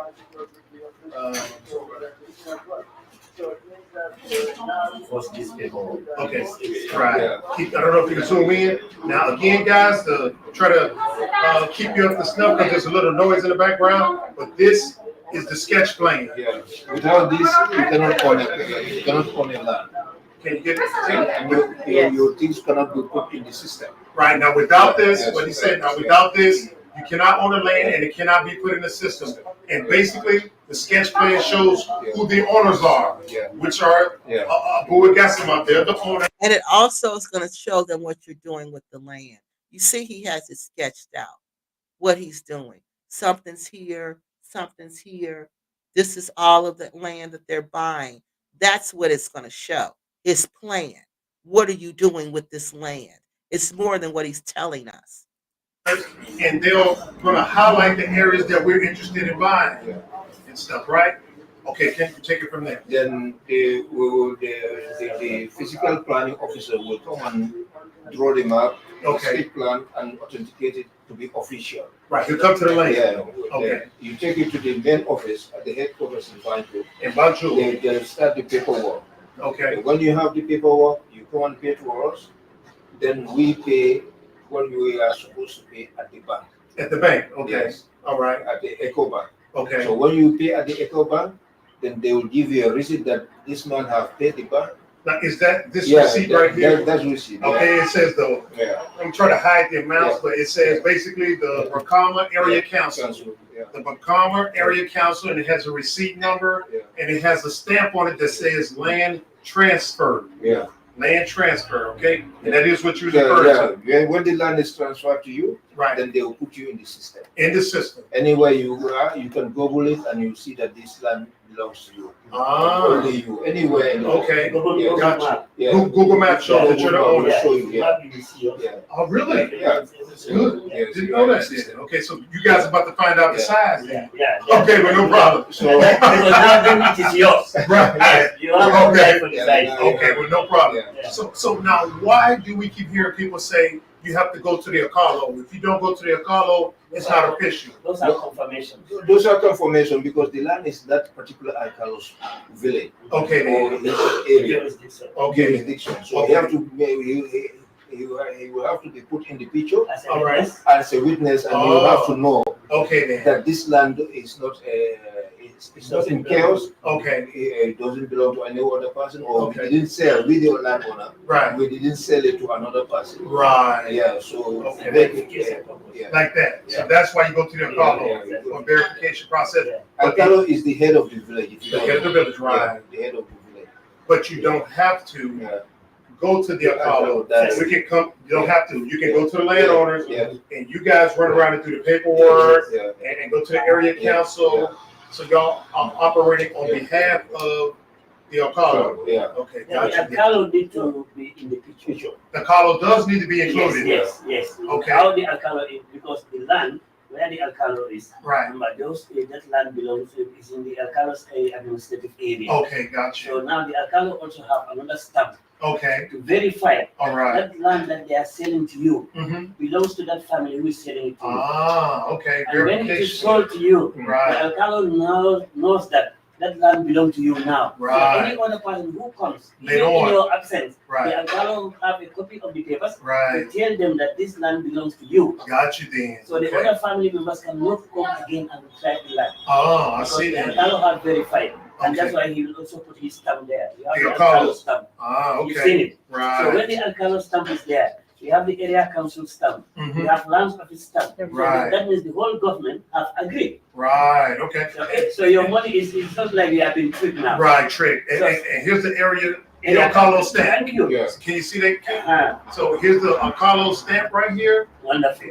on the piece of document that said this is actually your land, Yes, and then you have government stamp there. and you have the government stamp too. Exactly. The government Yeah. stamp And the area council stamp. and the area council. So you got the Alcalo, the area council, and the government stamp. Yeah, So because you I need know- 3 stamps to make this legal. So why is it that you have 6 copies of this? Why do you Yeah, have 6 because copies? all those people, the one who sell the land to you, should have a copy. So You who bought should have a copy. that's a copy The for me. Alcalo should have a copy. That's his The copy. area council should have a copy. That's his You copy. see, then you witness. The witness has a You have copy. a copy. Ah, and then So it's you my should- extra. Yeah, so you have your extra Gotcha. witnesses. That's why Let's the keep going. witness also have a copy. Give him a Six copy. copies. Yes, Ah, all those who are involved, the 6 people group involved, all of them have a copy. got you So then. tomorrow, if you ask anyone, they have a copy of that to prove that you have- Everybody. Yes, Ah, so now this stops somebody from coming in saying, exactly. I want to sell this They land can. because we don't have it fenced off yet. Yeah. And when they go to try to sell it, then they go to the area council or the Alcalo. They already have one of our 6 copies Thank saying you. you're not the owner. Area council have a copy. Right, check and Fiscal balance. planning have a copy. Ah, I like Land that. office, they have Yeah. a copy. I like that. So your witnesses also have a copy. Right. Yourself, you have your original copy. I like that system. You see, so the Yeah. one who sold it to you have Right. his own copy. Right. So there's nothing like somebody can go somewhere whereby all these 6 groups will Right. unanimously go against you. Right. So there's Okay. evidence. Okay, I got you now. And at the same time, then you can be tax. You can pay your tax. Yeah. Pay your taxes. Yeah. The Okay. rates and taxes. Right. For the land. So when the area council section is done Right. and the land office, you have your plot of land Right. in paper, Mm-hmm. sign and everything, Right. tax payment starts. Mm-hmm. Now you can go as an individual to another level. Okay, which is DRA, GRA. yes, Gambia Okay. Revenue Authority. To Right. lease the place. If Okay. you want to lease, they Uh-huh. will go there, they will look at the value of the land. Now you explain that to us once again, Yes, but explain that again too to our viewers. exactly. So Yeah, if I you like want the land to be leased now, Right. because you only bought, The 99 years. yes, Okay. you want to lease it now for 99 years.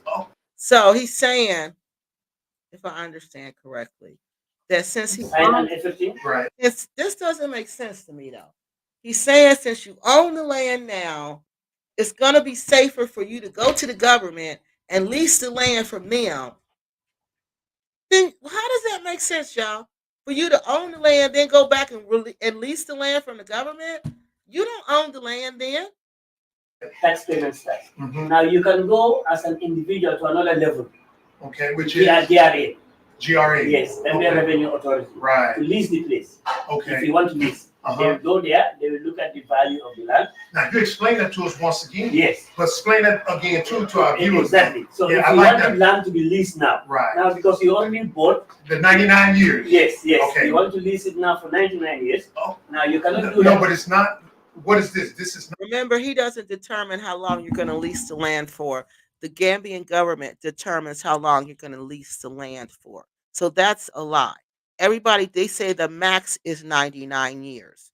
All right? They're going to give you a time frame. Not the No, 99 no, it's years. not leased No. yet. What is this then? We This don't is bought an the land. ownership. This shows that Saying that we're the you rightful owner. are the rightful owner. Okay. Do you understand? Now- You bought it, but now for security, For security for reasons. it to be leased Right. for 99 years, whereby even that area, government want to do any programs, Right. any damage they do, they are going to pay for it. Right. You understand? If it's under the 99-year lease. Yes. But as a direct owner, like we are right Direct now, owner, if the government comes in and they want to do some development there, they do compensation only. on the conversation. Yes, but Okay. this one, when you lease it, Right. then the legal advisors are involved. Right. The lawyers are the ones who are going to tell them how much damage they are going to pay. Got you, You D. understand? See, he's saying that when the government, because he know they're going to come in and take that land, that they're going to compensate you if you lease it. But if it's freehold and you just own it, they're just going to take it. No.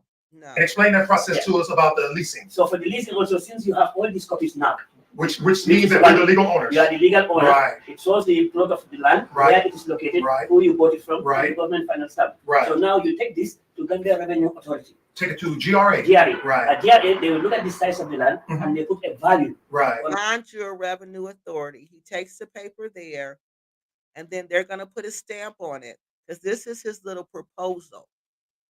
He's leasing this land from the government. And they're going to put a stamp on it whether they approve it or not, and then they're going to tell him how much he needs to pay.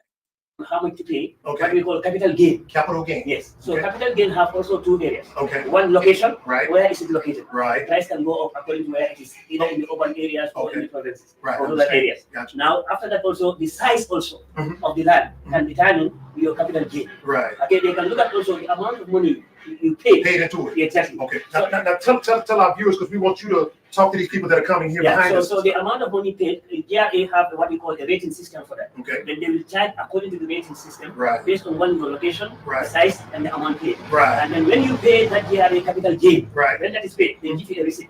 So now you have this now to go and lease it now. Oh, okay. Yes. Okay. So now you have right Right. to lease your. So if the Gambia Revenue Authority have done their check-ins and everything, they verify and Right. the papers are correct, then they have three areas to look into: the size of the plot. Two, they look at the amount paid. Right. They look at also the location. The location. Because location also determines how whether it's an industrial area, Mhm. a tourist area, Right. or it's in the urban area or rural area. So Right. So we can clearly see this land was leased.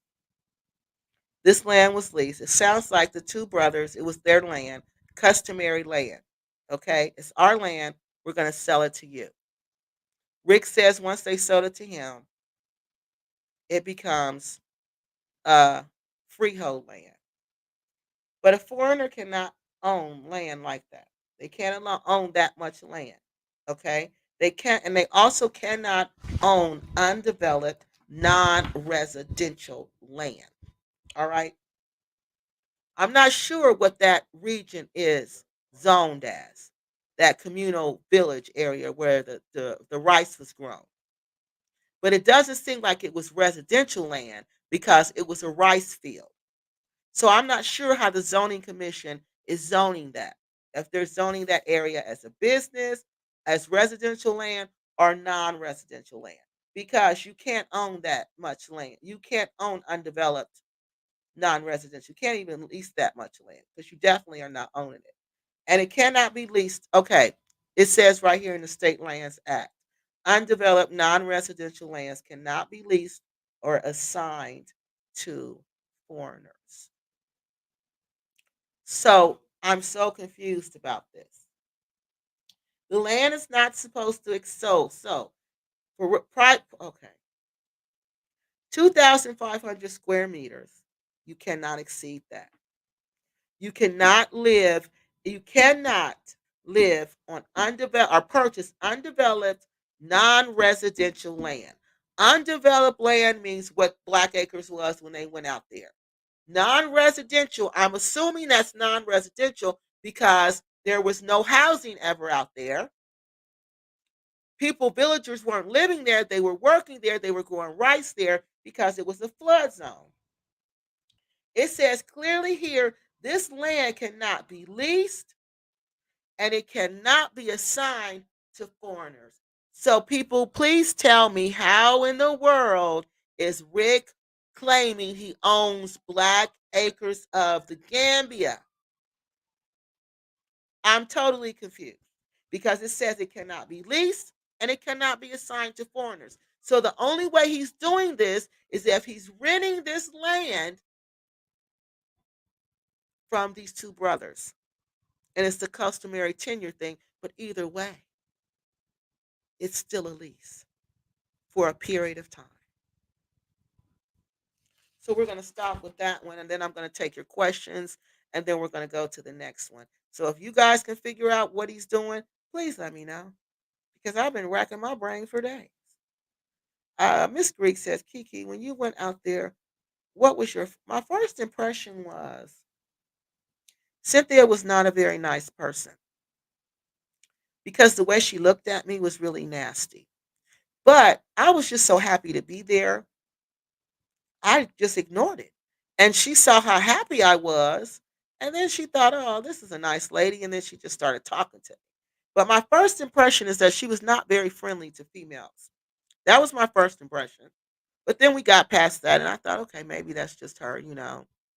Maybe he's a cheater, and she don't like women around her husband. So I didn't think nothing of that. And but my first impression, I liked Rick and Cynthia. I thought they were nice people. I really did. I thought they were nice. I thought they were fun. We had a lot of fun. We laughed a lot. Like off the camera, we were off camera a lot talking, and we laughed a lot. I walked around the whole Black Acres with Cynthia. We talked a lot. We had personal, we talked about personal things. So for her to lie and say I was out there snooping around for UN, come on. If that's what I was doing, I would just say that's what I was doing. I would have made a whole video about it. So that was a complete lie. So I don't know what, but that's what they do. They just lie. So my first impression was I thought she was a very nice person. I thought Rick was very funny. I felt really peaceful out at Black Acres.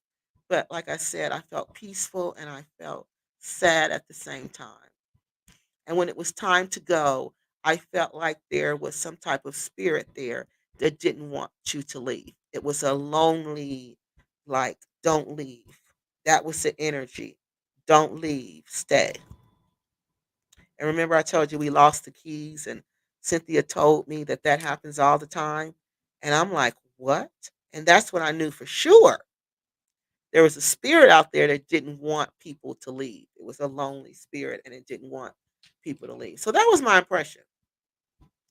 My impression was that it was fun. It was nice and they were nice, and but these people like this, they can cloak themselves into anything they want to be. You see how they talked us into giving them hundreds of thousands of dollars. So yes, they present very well. Even at the restaurant after we got into it. They were over there smiling and talking to these subscribers like we didn't just almost get into a knockdown throwdown in the restaurant. Africans came to America, US, and act like they know it all, but can come up with a clear and concise way to own property in their own countries.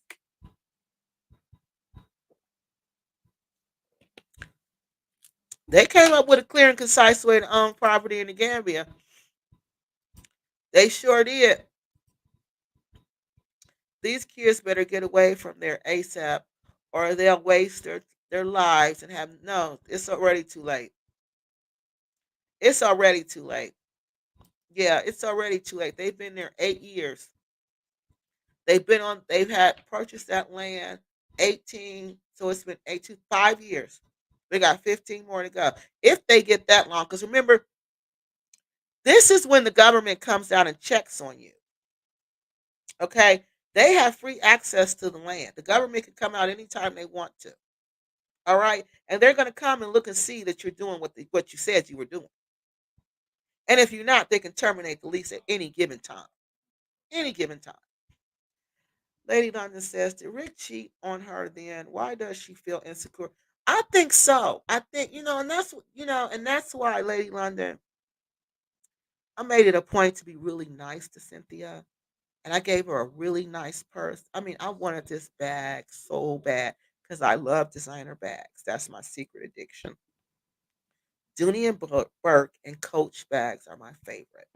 So I had bought this Dooney and Burke bag and I loved it.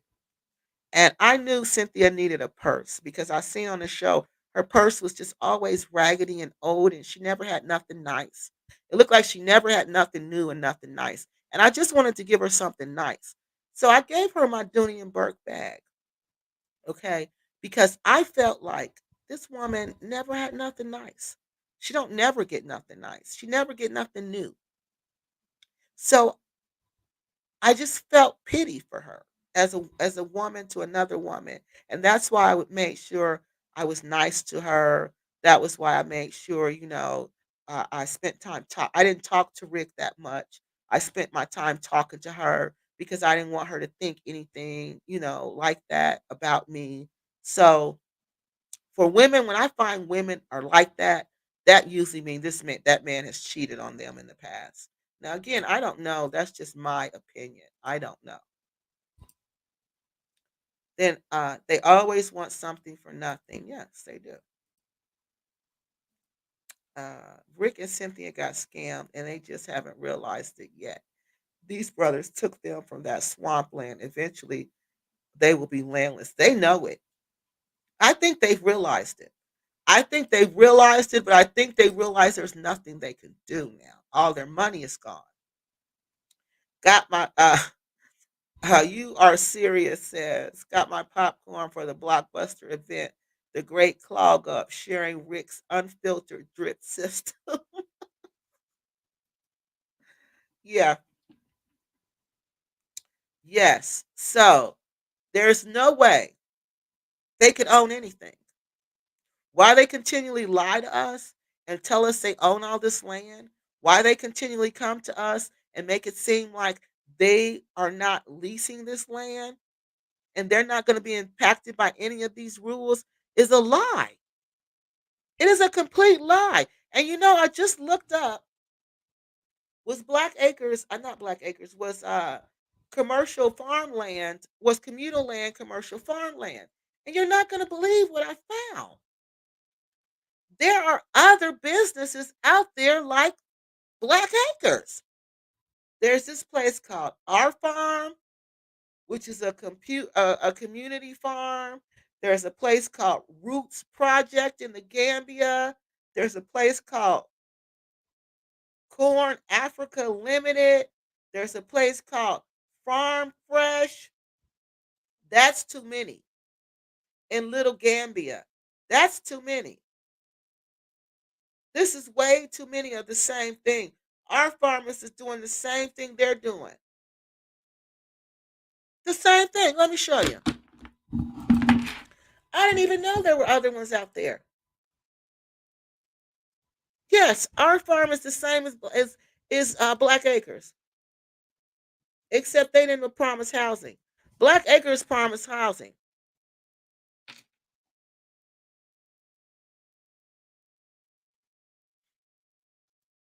Yeah, Black Acres. Here it is, right here. Same thing that. Wow. Hold on. Let me stop sharing that and show you this. And that's another reason I know they're about to get them because it's just like they did the little goat farmer dude. There's too many of these out there. See, this is the same thing. CFO is related. Is in CFO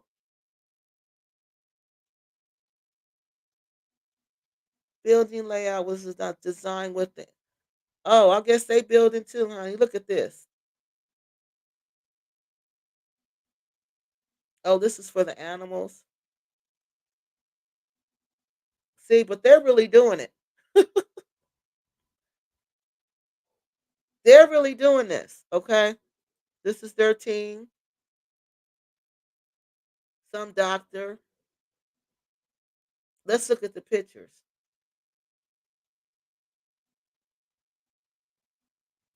See, they're probably employ. See, and look at their partners. See, that's how you know this is an investment. This is for real. And this is in CFO. This is in CFO. Let's look at the gallery. They're doing exactly the same thing. Remember when Cynthia was burning that grass?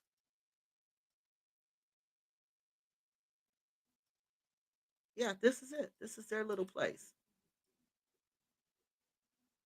and this is their building. Yeah, I hate to tell you, it's just a matter of time. It's just a matter of time. I didn't even know this was out here. Fresh pastured milk. Is that what they're doing out there at our farm? It says our farm offers a variety of crops and vegetables with vegetables alongside plants, all which are grown on the land. While some women commute to the community, some live in the area. Our farm is in Seaflow and is growing towards a developed garden, also a practical place to learn agriculture for students. So they're also teaching. and they're out there. Now, you seriously think Black Acres can compete with these people right here? They're in CFO also. Y'all seriously think that? Somebody gonna have to go because this is too much land.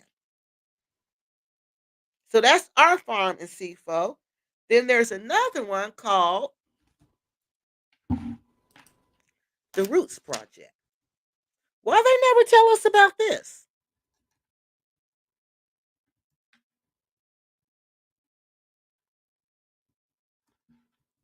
Don't you want to know that? Because I do. Why wasn't we ever told about the Roots Project? Why weren't we ever told about our farm? These are competitors. These look at this. This is to improve food security, nutrition, smallholder. Oh wow, y'all. Black Acres days are numbered. These people are doing this is what Black Acres said they were gonna do. This is what we donated to. Look at this. This is the real deal.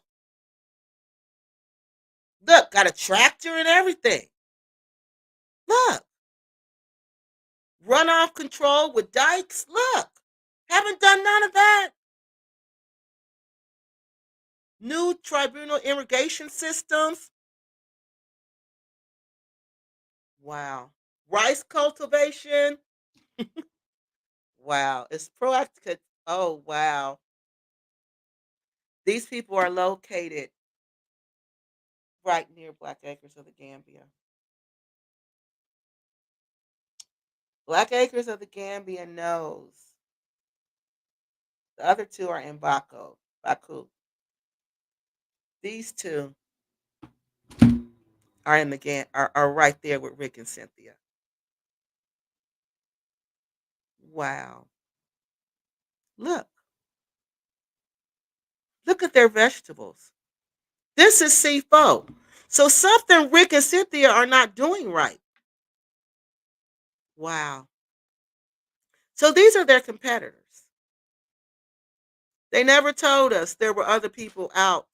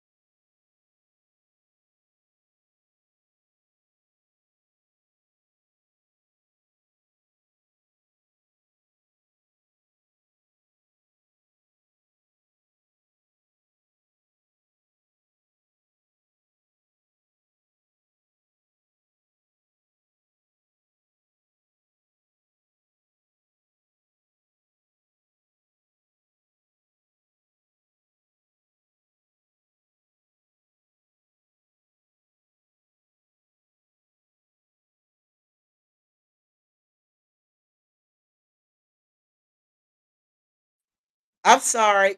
I pushed the wrong button. My son was like, that means it's time to get off. I'm sorry. But okay, that's what I wanted to show y'all. So I can't believe that.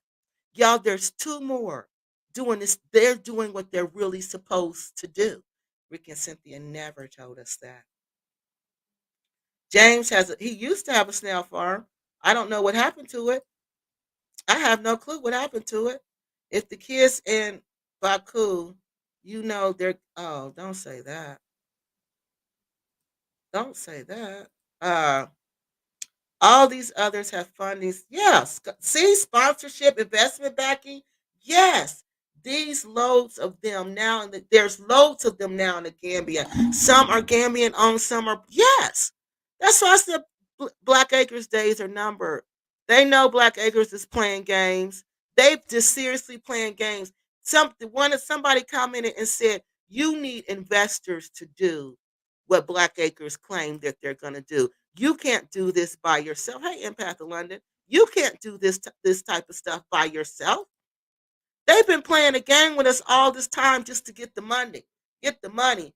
Empath in London says, oh, she's saying all this ridiculous cursing nonsense. Even Westerners go to the Gambia. Yeah, we do. We like the Gambia. It's okay. Um, Edra says there are cattle being raised nearby. They're always on their land. This is okay. So let me get through this because I want to show y'all. Well, Black Acres offered us all housing, so they special. I ain't never gonna heard of the no. No, they didn't do they never did that. They never did any of the things they said they were gonna do. But these other that's why I'm telling you, see, this is what you go do. You go and you look and see. This is what you said you was gonna do. Did you do what you said you were gonna do? I can tell you now, no. Black Acres did not do what they said they were going to do. And is there a duplication of services? Yes, there's a duplication of services because these people have the same type of service, these roots people, and then these other people. Our farm has the same type of service. And the location, they're all in that same village. They don't need three people. They don't need three. So trust me, they're deciding who they're going to eliminate now. And I guarantee you it's going to be Black Acres. And they've got money sponsors by the looks of it. Yes, did you see that? Both of them got money sponsors. Black Acres don't have no money sponsors. Their money sponsor was us because it was not for real. That's what I'm telling you. It was not for real. This was not for real. Don't forget, yeah, Bagger Studios. They probably told them we're going to have a studio and we're going to film all of this. Crypto Walk. What goes on? What goes for all American kids who are in Africa with all their? Okay, y'all must be talking about something. Okay, let me get this. And they have plenty of money from working here in the UK, and they have friends and financial institutions who will thank you, who will help finance the project. They will help finance the project, just like my school, looking for a school to support in the Gambia, looking for a school to do a partnership with in the Gambia. When you go over there, find us a school. We'd like to have a sister school to work with in the Gambia because that's how it goes down. And then guess what? They're going to say, oh, we can send them money. Oh, we can send them this. Oh, we can send them that because that's how it goes. Black Acres don't have none of that. None of that. This is not real. They were just doing this for the videos, for the clicks, for the views, for the money. It can happen in the best of the US. Okay, y'all talking about something else. Okay. So I'm gonna put this second video on. The rival are good people, but have had a horror. Well, I feel sorry for them because I believe this applies to them too. This applies to everybody over there. Oh, that's where all the rosters are in Baku. Oh, I didn't know that. I thought Baku was nice. It has some nice places. I can see how the Gambians come here in the UK to study, get their degrees, and get sponsors here in the UK to get set up in projects. Yeah, in the Gambia. Even my nephews will relocate there. They speak Wolof and Mandinka. Yeah, she's right. That's exactly what they do. They get partners who help them at these universities, at these nonprofits, and they send the money. That's exactly what they do. True Serum says their rivals are not the brightest. Why you say that, True Serum? They probably don't want to lose that money they done invested, but it's going to be gone in 21 years. Crypto says it should have they should have known they wasn't nothing once I realized the names for the land was bad. She said I should have known they wasn't nothing when their name was bad. There will never be a studio. No, no. There'll never be a. There's never going to be anything. There's no more money, people. They spent it all. Yes, it was a bag studio. It's called Bagger Studio. Don't. Yep. All right. So let's look at this next one. The next one. This one is when they go see the two brothers. The man who sold them, because there's another brother. All right. There's another brother that didn't know anything about this land deal. So Bag is mad. Rick is mad because the other brother approaches him because obviously all three of them have been getting money. All right. They've been getting money for Rick and Cynthia's payments, but they wasn't giving it to the other brother. I don't know if the other brother was gone or if he was someplace else, but the other brother was not getting any of the money. And that's what I want y'all to see now. We're gonna look at this one now. You see if this one is in. That's part 3. We don't want part 3. We want to see part 2. Let me see which one this one is. Okay, this is part 3. And they even went to the police. The brother comes. It was just the man didn't get arrested. It was just crazy, y'all. The man didn't get arrested. Hold on, y'all. This ain't the one I want y'all to see. I'm gonna put the other one up here. He didn't get arrested. He they went to the police because what y'all gonna see all this. To me, this was all just part of it, part of the whole scam to scam Rick and Cynthia. The man getting up and walking out. You can sell this $5 special. Rick realizes they're being scammed. And they got to come up with this money right away because the man is like, I didn't get none of the money and the deal is done. He's not going to sign the paper to sell them the land. So this is when they realize something's going on. To the land because, and they said we need the ID card. You already know that of the owner. And I said, here's Mustafa and Abu. And they said, no, Bakari Bojang. So she called you to call him. Yeah. And so anyway, we come out to the land because they're out there now cutting the. So they find out Bakari owns the land. See, the other three, this is another one. Okay, this is another one. This is Bakari right here. Bakari is the other brother, and Bakari, that was Bakari's piece of land that they sold. All right, and they didn't give Bakari none of the money. So Bakari like, y'all sold the land and y'all got 400,000 Dalasi, and I haven't gotten any. So Bakari is heated. The grass for me and burning it so we can build, and we can't build on the land until we get the documents from him, which we got. So you have an ink pen. I think Mom does. I gave it to Dad. No, I get it back to you. Anyway, we got this one lot that's a 300 by 200. Yeah. Okay. We got this one lot that's a 300. Now just explain, we don't understand. Easier if we write it down. Yeah.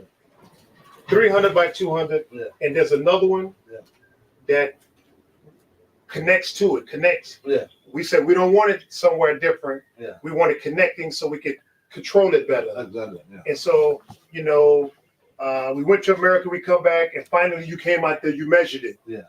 And you said, this is the 200 by 200. Yeah. We said, okay, no problem, thank you. So first he says it's 200 by 300, right?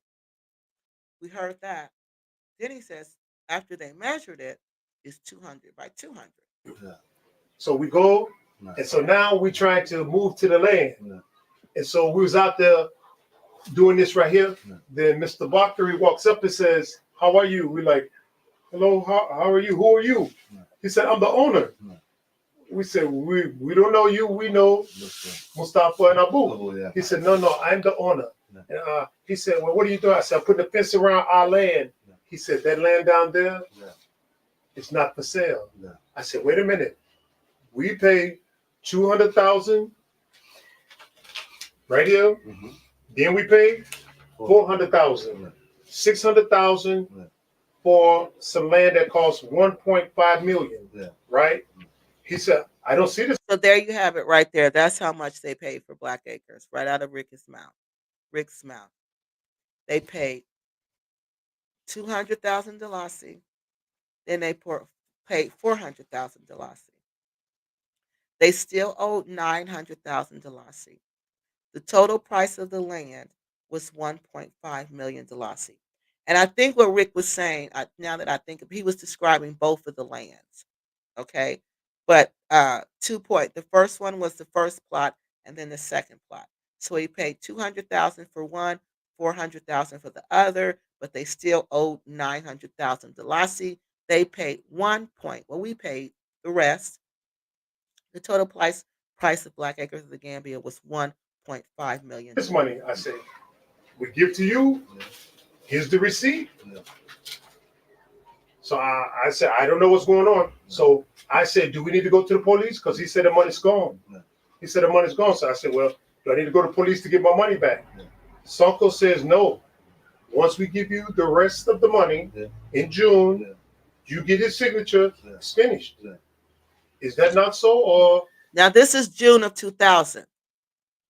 Remember, we're going in chronological order. They started the YouTube channel.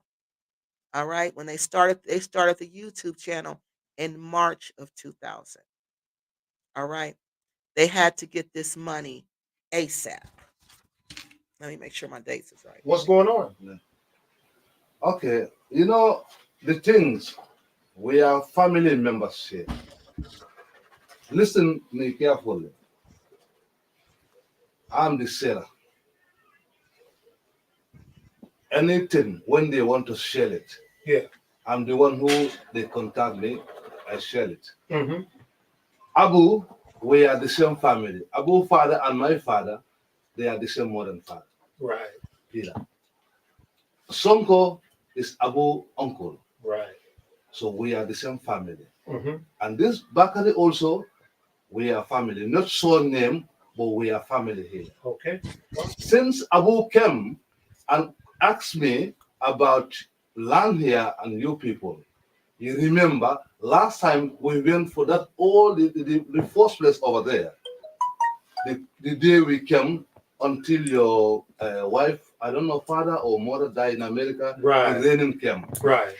So that's where I believe Cynthia got the money from, her man, because she's adamant about this is her part, her land, not their land. That's something else I noticed about them. But I'm thinking they're just doing this, to get more land. But no, she paid for this with her money. I believe when somebody passed away, whoever that was, they had some type of little insurance policy, and she got a little piece of money from that, and that's when she purchased that other big chunk of land. You know, we went together. I think back at you was Yeah, there. Bellevue, yeah. Okay. Mm-hmm. The raining came. So since you came, then that day we don't possible anything for that area there. Then you come back. I told them, Abu and Sonko, we have another one at the near the sea. That time I went to after the sea, they saw me, they want to sell here also. So I contact Abu and I contact Sonko. And since they see that place, they told me, okay, when these people come, we can just find that place. So I contact Pa and I contact Abu. You come, then we went up to see that place. You say you like the place. Then I told Bakari, it's stranger from Abu and Sonko. Abu is our family. He want to get a land here. And that land, when they get it here, is a very good for the civil development here. So we went, luckily, Abu came, discussed with these people until they agreed the price. The first one, we bought it. And you say, maybe you need the second one also. And no, I'm coming. No, you said somebody wants to sell you some land. Yeah. Because we was going to America. No, let's listen, I finish. You know, since we did the first one, the second one should be that area.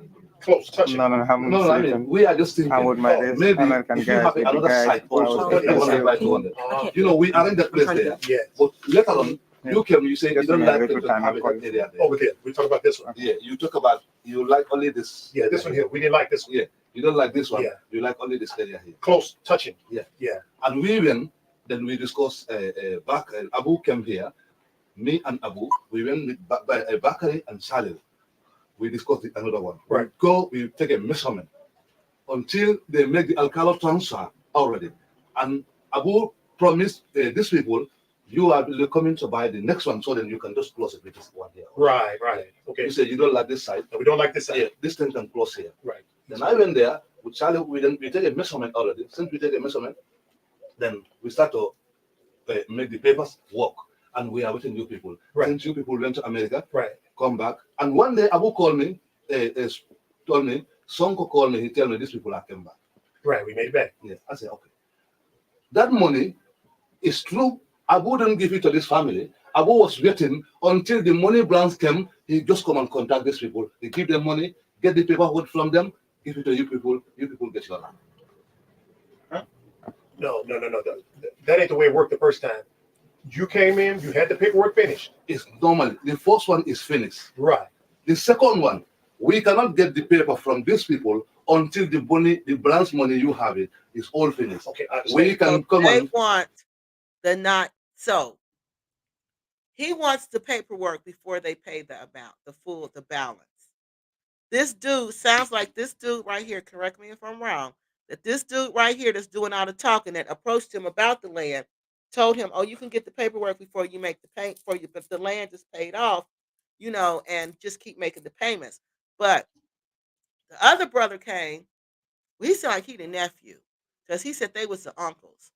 So the nephew came, and the nephew was like, "I haven't got any money, and you guys have got $400,000, and my family has nothing, and I'm sending money to my brother who's in another country, and I'm trying to take care of my family, and I'm not getting no help, but y'all got all this money, and you ain't giving me nothing." He said, "No, I want all of it now. I'm not waiting any longer. I want all of it now." So he's not willing to work with Black Acres. He wants the 900 Dalasi now, or he's not signing anything. See all the family members, then take the papers from them, give them money, and give your papers. I understand. Yeah. He said that's not happening. That's what You say it's going to happen. Yeah. He said no. That's I give you the money. Yeah. You say yes. He said no. Yeah. Where's my money? The money is with Abu. Abu say we have to wait. I understand. You have to listen to me carefully. I'm listening. Let's talk to Bakari. No, I understand. Anyway, Abu is someone. No, the point is, Ah. Bodo Legon Polka, no matter what it's a very good thing. And The last time, Yalon said near Tarajana, Ning in the around Salt, near Garden of He's also staying in America as a nurse. Okay. Then we were going around, we found them there. Said, "Who are these guys?" Said, "These are Americans. They also have land from us here." Said, "Okay, can we get their money? I might know them or their guys." Also because it seems we are neighbors here. Also no. That's the time we went to see you people. Then I agreed. And then you said, "Who are you?" I said, "I'm not a boy." But I don't know. I said, "Yes, I'm the one who gave them this." I said, "No," because I said, "No, they get from us." Right. I said, "What are you up to?" When these guys are clearing, they said, we bought this guy and this additional 200 by 200, making 500 by 200. Right. I said, "No, It's not as available. far as I'm concerned, I'm not." He said, "You paid." And he said 500 by 200. I have no clue what size land this is, and they don't either. That's how you know it ain't for real, because the measurements keep on changing. Part of the money. I said, "No, I didn't give any money." So "Do you have paper for it?" He said, "No." "But this other one, do you have paper?" You said, "Yes." I said, "Fine, that is it." Right. And in fact, once you have paid money to this since June, I'm not interested. Because if money is paid since June, it's my money. Yep. Then all, half, quarter should have been explained to me and give it to me. But he I hasn't can wait gotten for any the other more. one. But since then, maybe the family are concerned somehow, they need money. Yeah. Maybe not. Right. But we should know it. But once it has gone that up to 6 months or so, we are not aware, then this deal is not going to be possible. Wow. This is what I told you people. Yes. Right. You went and called us, meet that appointment on Friday. That Friday, we said 2 o'clock. I was there up to 2:30 after the mosque. You're not there. My brother has a. No, it was 4 o'clock. Yeah. It was actually supposed to be for 4. Okay, I was thinking that it's 2. Two, yeah. That might be okay. I thought it's 2. This is No why problem. around 3, Misunderstanding. my brother's marriage ceremony at Bunju, that I have to be there. He and did say listen a up. wedding. So I came. I said, "Okay, just be with them. We can talk over the phone." When this happens, they tell me that this money is not yet paid. We're making the arrangement. Everything is here. When the money is paid, we'll come to you. I said, "Okay." You said the money is paid. They said money is not paid. I am here. The land is here. We're going to make it. This is how things are. We were done. After that was the day we had name ceremony here in the compound. Abu was here. We say hi. Great. He told me the same thing that he is coming. Mustafa told me that they will be coming. But still, I don't have or see them. I'm waiting. Until last night, you called, you said you want Oh, we were supposed to come? No, they should come. Oh, okay. According to what they said. Last night, you said you need my team number. And I said, it's no problem. Physical plan. For the land that I sell to you Yeah. 200 by 300. Right. Okay? Right. I'll give you any level you need my document or my Right. signature, And you or did. you even they want to see me physically, I'll go there. Thank you. Thank you. And this is why we meet in this morning. Right. This morning again, we talk about the same thing. The 200 by 200. Exactly this way. I said, in fact, this 200 issue is out of it. Right. We're now That's not what going we to sell it We say the same thing. because there's a game going on which I don't understand. Hello, Moro. Even so, I understand exactly what he's saying now. There's a game going on that we do not understand, and we don't so understand And why his name is not on this paper here? because they were trying to sell Okay. us. I said, I don't know what is going on. So, I mean, Mustafa, exactly, Usman Nablaro from Banua, in order for your over 10 because they said they might interest one. Okay, it's true because through the demarcation, it is there behind Umar Lajana, the other side. Right. So they are interested in this side so that it can be linked together. But once it goes like this, I don't understand and I'll not involve. Right. In fact, I don't know for a point, but I'm going to say, there will be no middleman. They'll discuss me direct contact. Eye to eye, word to word, whatsoever we agree is that. But this game, I'm not going to because. Wala mfano We don't want no, but the thing is, Yalonte, you knows me. Abu should have not done that. It's not his money. He should give it to us, Bemin Dilala or whatever. You knows it. It goes like that. But since June, he cannot keep the money. No. If I use that money, spend it into business, also I may develop something higher than that. So why should he keep it? It's not. So if something is money with it, my family money. I agree. My family, even right now, my brother is calling me. He might need in money. I may struggle to get money somehow because family. I said, Okay, this is what I want y'all to look at. Look at Cynthia's feet right here. Look at her feet in this video. Look how dusty her feet and her sandals are. And I'm sitting here looking at this, and I'm like, these people don't even present themselves as if they have the money to make this type of deal. People who try to do this type of thing, what they're doing, they just pay the money. Real business people pay the money. They know Cynthia and Rick don't have any money, and they know they're fronting like they do have money, trying to pretend like they do. But these Africans know, these Gambians know they have no money. But whatever little money they have, they're going to get it from them.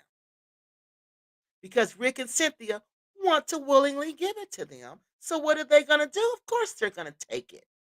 But what you got to understand, people, you can look at these people right here and you know they do not have the money to do what they're trying to do.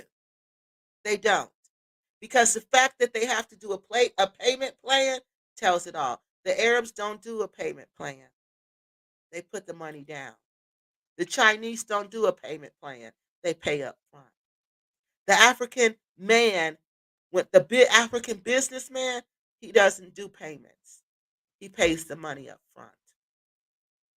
But us, Rick and Cynthia, come in embarrassing us again as a people. What do they want to do? A payment plan. And they can't even pay all the money up front. That's why this man is mad, because he wants the money up front, because that's how it goes. And he's like, I'm not doing this. I'm not waiting till June. I'm not waiting till June to get my money. Are you crazy? that is in my control. Right. How can somebody keep my money up to 600,000 or 400,000 up to now? Exactly. I will not assume to Abu. I'll tell him the clear fact. I'm not going to be involved in this deal. My 200,000 is 200 by 200 is not going to be. No, sorry. Yes, it's too much. I understand. No, yeah, we all understand you, Honestly. but we all understand you. You know, Because sometimes I was fully disappointed. No, because don't disappoint. that Friday, Sonko, I don't know, Sonko or Abu who tell me that the money is not paid yet. We are on the transaction. But the Exactly. whole money is with them. That's it. You know, this thing, sometimes That's even we have that problems here. When somebody come, they pay the money. It's okay. Some they honor the Are land. you leaving? Yeah, I'm leaving. So it's finished. Yeah, for me it's And finished. that 200 by 200 is no. No, Bagari. And he said he's finished. Okay, what we have to do? No, we got to go to the police. No, No, don't we go. got to go to no. We gotta go to the He's police. he's selling the land. So right now, We are going to the Sonko. The money is there. He's angry. We have to talk to him. Just We don't calm want down. that. We don't want to get involved with that. We don't want that. We know. We want our When money. you come and borrow money from us and say, okay, my son's sick of this, And give you me said it was money. clear. I know he's angry. Well, Abu is a leader of the whole of the village here. Bakar is angry. When we talk to him easily, he'll be understand. But you took our money and had us believing that we're getting that land. We're not getting that. This thing. Abu don't want to kill you, and he don't want to kill these people. since we make it, this document is here, and we make Let's it. check the name. Let's see Let's this. check the name. Thing. Yeah, you No, see. where's the name at? Where's the man name? The person's name. It's supposed to be Bakari name on Okay. it. See right here, because this is the wrong guy name. Yeah. This guy right here is this lot here. Yeah. We don't This is what want Bakari that said. This man name right here. Why didn't they know that before they signed these papers? Why didn't they know who the person was who owned the land? What they're doing now, why didn't they do that then? Here is this lot here. And that's wrong. Bojang, this lot right here is under the Bojang. His name is not there. So where's the right one? That's the wrong thing. We gotta go to the police. Yeah. Listen, I want you to get this place. Don't here is Gambia. We know it. But what you're saying is doesn't make sense. No. The things, what I was just saying, you just make everything easy. We are all family man. I'm a family man here. He already said you're not blood family. You're not blood family. Listen to her. He already said we're not blood family. You're not blood family. Listen to her. What I was just saying to you, he's just, and when we talk to him, everything will be easy. No, it can't be easy like that. you're not His name is not on here. We have to go to the Abu and we have to go to the power. We said we discuss everything. We know how to sort out it. This thing is coming to sort out. My elder brother is not here. When he comes, we will sort out everything. But you don't understand. No, His name is not on this paper. This paper. Yeah. Just This look at is this. Just look at it. it. See, this shouldn't even be that. Take that. That shouldn't even be over there. It should. Her name should. This name should be right over there. So let me check it properly. That's wrong. See, the whole deal was not right to begin with. This whole deal was messed up. The whole deal was messed up to start with. These people were taking their money. They don't do payments unless you're leasing the land from the government, and then you make the government payments. This is a customary deal right here. This is a customary deal right here. This is a family selling this man land, but they're really not selling it. They're really just letting him rent it. So they let him rent it. One of the people whose section of the land it is, they rented that land out without his permission. But he's saying, well, just wait. Let us talk to him and tell him, explain to him, he's going to get the $900,000. But he don't want to wait because, see, they do business. When they do business, they do business. It ain't none of this little payment plan. Now, remember, they're telling him he's going to have the money by June. Remember, Black Acres started their TV channel in September, their YouTube channel, September 2019. March 2020, they were on there live, begging for donations. That was the first time we heard them live ask us for that $100 donation. That's when that raffle started. And that's what we're going to talk about next week. This is going to lead us to the illegal raffle because now they got to get that $900,000 Dalasi. And where they going to get it from? Us. But I want to show y'all how pressed they are to get this money. He went ahead with the deal without us. It says transfer. Well, Let us wait. Don't feel close. We are foreigners come from Yeah.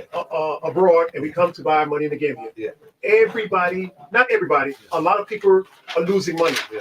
We don't want to lose money because right now we think we lost. So he first said everybody is losing money. Then he's saying a lot of people are losing money. This was in 2020. Why weren't you saying that continually on your channel when you were asking us for donations? You weren't saying that.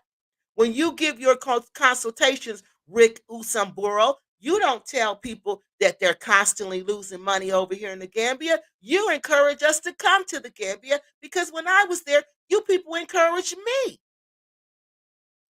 Money. No, That's lost money. That's you don't lose that's the right money. What I was just trying to say. Nobody said to me one time about losing money over there. Nobody said anything about that. Let's go to still, before you do anything, don't go to the police. We have to. No. Listen, Don't go to the police. if you go to the police, things are getting misunderstood. Okay. The police cannot sort out. No, They they will can't. just say, okay, these people, you try to bring these people money. But I want to make everything easy. I want you to get the land and you just cross the same land you are just talking. I want you to have the same place. How can we do that when he says I know how to talk to Bakari. We are here. We know how Yep. to deal with Bakari. You have to listen to me.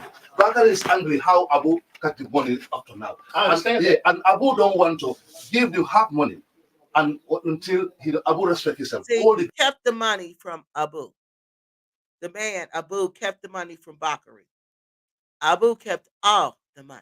They split it amongst them three, and Bakari got nothing. Bakari wouldn't have even known about the thing until he saw them out there. Gambia people respect. Rick and Cynthia should have walked away from this deal, asked for their money back, walked away, and gone about their business. But no, they just as dirty as the next man. It's all the players involved in here. Abu.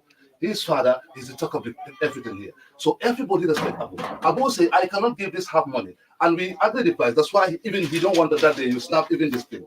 He want to, when he get the money physical, he give his people together, you get your people. How could we when it's not going to be that land? That makes no He just sense. talk like that. Leave everything with our hand. But see, I can't do understand. that. I'm sorry. Boss, I can't do that. listen to me. Listen to her. I can't do that. I please beg you. You have to understand. Just Can't leave do that. everything with our It's hand. not wrote in my favorite right now. What I'm looking at doesn't say Bakari name, And this one is the same document we went to physical plan. but it doesn't say that name, that plot. So It they says the- took the document to physical planning without Bakari's name on it. They sold Bakari's land, took the document to physical planning, got the lease, because that is a lease,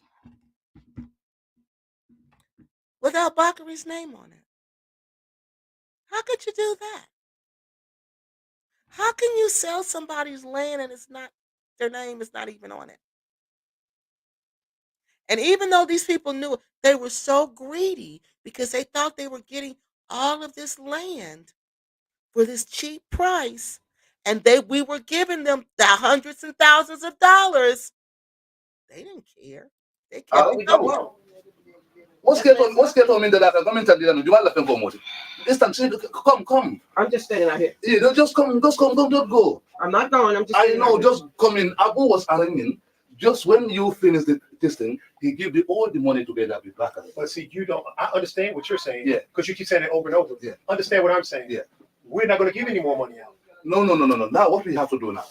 We are arranging. When the balance came, Abu have to come. We'll be talking to Bakari, and Bakari will be cool. Right, Listen. We don't understand. No, we're, you not don't giving understand. we're not giving no more money. Yeah. And look what we see.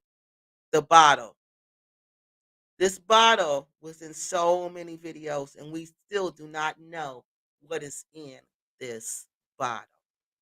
Why is this bottle there? They brought it there. It's sitting in front of Rick. Money is finished. Yeah, we're not giving any money. Yeah. The only way you get that plan in his name is you pay for it, then you bring it to us. Yeah, we know that's not going That's to it. What we are just arranging. Can you get a document like this? Sit down. Could you get a document like this with his name on it? Yeah. What we have to, because we have to see the Bakari. We'll make a meeting tomorrow. Call us when the meeting is. Yeah, we have to contact Bakari, and we give that money to Bakari. We arrange. Not from us. Not from us. Yeah, you don't get no more money from us. No, I don't mean that's 600,000. Yeah. Because you got We it. have the meeting. Yeah, that's on y'all. We get the Bakari. Yeah. Call We us and arrange- take care of Yeah, it. exactly. We make the paper like this Exactly exactly. like this right here. Listen up, y'all. This man, you know this man lying. Look at how fast he talking. He's spinning Rick and Cynthia all around in circles. They want the rest of this $900,000 because they know they got them some suckers. Because they know they're not going to build nothing out there. They know they're not going to be able to do anything out there but grow rice. With Bakari name on With it. Bakari name, after we call your people, Thank you. you come, you all sit here together front of with the Thank Bakari. you. You get the land. And, Abu, and we'll pay you before June, the balance. Yeah. You do that. Yeah. You do that. Yeah. We'll pay you before June. No, you will get all the document first. That's $600,000. Right. Will we give to Bakari? Right. Maybe Abu was even coming from this place. Okay. Maybe possible tomorrow or day after tomorrow. Okay. We give to the Bakari. We make the exactly like this paper. Right. Then we give it to you people. We call you. You see, Abu is calling. Okay, Don't worry. He don't want to kill anybody. That's good. We'll do that then. We do that. Yeah, So we're not giving any more money. don't give out any money. Okay. Just wait. This $600,000. We talk to Bakari. At this moment, he's 600. I'm older than Bakari, and Abu is older than Bakari. We're angry too because we lost money. Yeah, I know. No, you don't lose money. Okay, we'll go find You out. don't lose money, Okay. and you don't lose your life. Okay, listen to what I'm saying now. Yeah. I understand exactly what you're saying. Yeah. You get the paperwork ready, Yeah. we'll pay the rest of the money in April. Exactly. You understand? Yeah, I understand. April, get the But it paperwork has right. to be for that land that we want. The same land you want, Right. not like a different place. That's The same one. They got it in April. And when did the auction start? The raffle? In May. I'm sorry, March. March of 2000. $100. We only taking $100 bills. Yep. One, you one. It can either be the one that we actually You win. don't hear But what Gambia. Bakari said, Hello, hello. he showed it to us. All right, so that's pretty much the end of what happened here. They get up, Cynthia and them agree to leave, but they end up going to the police because I guess they feel like the police are really going to do something, and the police really didn't do anything. Bakari ends up, they talk to Bakari because that's the way it goes. They tell Bakari he's going to have the money in 2 months, the 900,000 Dalasi. We're going to give you the 900,000 Dalasi, and that's the end of it. And we know they're not going to be out here on this land long because we know they're not going to last. So that's pretty much it. They pretty much got over on them. They ended up paying $1.5 million, what we did, for that land. Now, let me finish these questions. Oh, good. We did good. It ain't even 3 hours tonight. Crefto, they did for real, for real.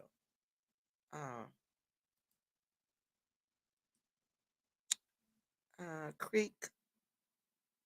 Okay. Yeah, so uh, Mr. Johnson says it's ridiculous. Okay, Teray is talking to somebody. Steph says uh, she said they were bamboozled. Yeah, they were bamboozled. And then they tried to bamboozle us. They passed the favor on. They effed up. They effed with the wrong lady when they started playing with Kiki. Yeah, they did. They did. Especially when you dirty. How you gonna be dirty and start messing with people? Pulling it apart like yes, I am. Mm-hmm. I said, oh, this is what it is. They were scammed. They were. These people were laughing at them all the way to the bank. All the way to the bank. And they were and in turn, Black Acres began to laugh at us all the way to the bank. This is historical. They getting swindled. Then they swindled. Yes, they passed it on. They passed it on. They swindled us. And good, yeah, they swindled us because they needed that money by June. They needed that money by June. All right. They had to get that money because Bakari was not playing. Bakari went to the police with them. Bakari told on the other brother who was there, Abu and all them. The police wasn't doing nothing because Abu told them we're gonna get him the money. The agent gets the money first. That's what Abu told him. I guess he was the agent. The money came to him first, and then they were gonna give the rest to Bakari. Next thing you see the resolution. Bakari sitting in the house with Black Acres, and everything is resolved, and they now own all of this land, which we know is illegal to do. The whole transaction was illegal. But it may not be. The customary transaction might not have been illegal because the guy, Abu, was in charge. He was like the head person. So he probably could do that, but in the court, you got to have everybody's permission to do this, to sell the customary land, to do a customary land tenure. So I think because Bakari did not agree, that's where they knew they were going to have a case and it could get tied up in court. So that's what happened. Now, where we're going to begin, we're going to stop right here because we can't go into information overload. I just gave y'all a whole bunch of information to process. Now, we're going to start with March 2020 when we come back next week. That's when Black Acres is getting the money. They got to get this money because Bakari is not playing with them. Bakari wants his 900,000 Dalasi. They don't have no way to get 900,000 Dalasi. So where do they turn to? They know they heard YouTube. You can get on YouTube and you can beg and you can get donations. So what do they start? They saw Miss Raffle, Miss Juliet from Blacksit did a raffle. What do? Well, if Miss Juliet can make money doing a raffle, let's do a raffle. They did a raffle. But the raffle was illegal because you can't do a money raffle. Like you can't, I can't give you money and you keep the money like that. I can't just give you that money for a raffle. You can't do money raffles like that. It has to be like a prize or something, but you can't just keep the money. That ain't a raffle. And people who take money raffles are only churches and schools. Those are the only ones who can do money raffles. Nobody else. So that's another thing they got reported for was they did an illegal raffle. But they knew this raffle was illegal. So I believe that they got contacted by the IRS for that. Because Black Acres said in one, and I'm going to show you the clip where they say the raffle was illegal.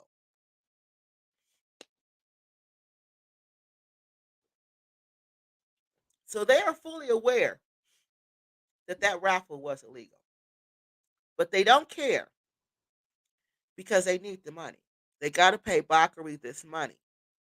So that's where we're going to stop tonight. We're going to stop with Black Acres on 900,000 Dalasi. The heat is on. This man is not giving them the rest of the land until they give them the money. Yeah, right. How could they even trust them?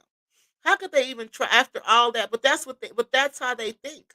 I'm telling you, these are the level of the people that people are paying $200 to get a consultation from. And you know what?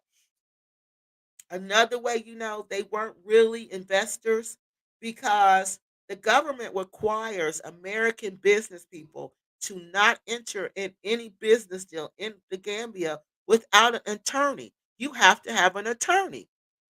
They didn't have an attorney. So how are they these big business investors when they don't even have an attorney? A Gambia lawyer would be on it. Wow, it's like everyone out to scam in the Gambia. Is everybody out to scam everywhere? Yes, thank you, Kiki. Yeah, everybody out to scam everywhere.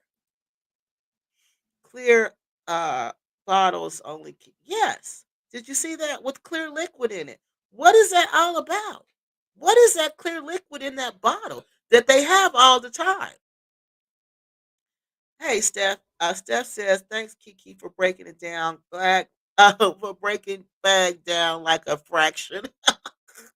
I'm gonna break them down to the lowest common denominator. You know how we do it. Break it down to the lowest common denominator till you can't break it down no more. Because they shouldn't have scammed us. They shouldn't have did what they did to us, and then thought you was gonna talk about us after doing it. Rick was too cheap to hire a professional to get soil samples to see if it was even possible to grow stuff out of that land.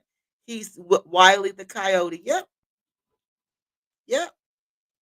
That's why they were laughing. You gave us $1.5 million and you can't grow nothing. You can't even build nothing. I didn't win the raffle. Is all I know. Nobody won the raffle. Nobody won. Another way it's illegal. There was no winner. They're playing people for fools. No wonder poisoning is popular. TNK says. Yeah, this is crazy. Thank you, Kiki, for everything. All the information. One love. You are very welcome. It is my pleasure because I love to read public policies. So this was a chance to read another public policy. The Gambia lawyer would be on it. Yes, he would. Right? Wow. Who won? A lady supposedly fat girl. It was a lady who supposedly won the raffle, but we never seen her. We never seen her. They claim she did not. I'm going to show y'all next week because that's the raffle. We're going to talk about the raffle, the illegal raffle. I'm going to show y'all how it was illegal, how you cannot do that, and I'm going to show you where Rick says it was illegal. They're going to pull this bogus lady who won, but she said she didn't want to take the trip. So, according to Black Acres, if the person who won doesn't fulfill the trip, Then somebody else is supposed to take the trip, but they never pulled another name, so nobody else won. So nobody won, and they kept the money. That's what happened. Yep, Bagger Studio. Okay. Kiki better than a trial lawyer. Oh, I used to want to be a trial lawyer. Can you believe that? A lawyer, a lawyer is always first part to call. Some lawyer, yeah, they were supposed to call, but they didn't. I use it to get my citizenship. Yes, but they don't. They didn't. Rick, that's how you know it wasn't for real. You can't always trust those lawyers either. No, you can't. You can't. But I'm sorry, y'all. You can't either. You can't. But it's better to try than to just go in there like Black Acres did. So much cop corruption and exactly very little gatekeeping. But they knew they could get Rick and Cynthia. Why did the happy companion leave Kiki? Because I don't know. He said, I don't know. I'm not gonna even lie. I don't know. Happy companion, come on here and tell us why you left. We know you watching. Their GoFundMe got stopped by the U.S. government exactly because they probably owe, but I think it got stopped by because they weren't residents of the United States. You act like a Californian, Kiki, real pretty, like I am, like I'm used to. Oh, thank you. That was really nice. Uh, yes, not necessarily, she says. All right, y'all. I think we got them all. So we'll be right back on here next week. I'm gonna put some clips out as I get them to let y'all know what I'm finding. But I'm telling y'all, we about to get down and dirty now. We about to get to the money. We about to get to the money. You really can't make any of no. Wait till y'all get to the money. Wait till you get to the money because they need that money. Bakari want his money. He's not playing with them. And so what's Rick and Cynthia gonna do? They're gonna get that money by any means necessary. Any means necessary. And that's where we're gonna stop tonight. And we're gonna start next week with this money. How they got the money to pay Bakari. All right. And again, Black Acres owns nothing. They're leasing. We're just trying to, if they're leasing from the government. All right. There's no freehold. Americans can't, foreigners cannot buy land. So he's not, even if he bought that land, if he bought it, he's on a 21-year lease. And if he's leasing it from the government, he claims it's for 99 years, but we don't know how long it's for because the government will determine how long it's for. And we heard that. We know that's factual and we know that's actual. All right, y'all. That's all I have tonight. Good night, everyone. Night, everyone. Have a safe week. Yep. Thank you, Kiki. Thank you for watching. Thank y'all for staying on here. Thank y'all for watching.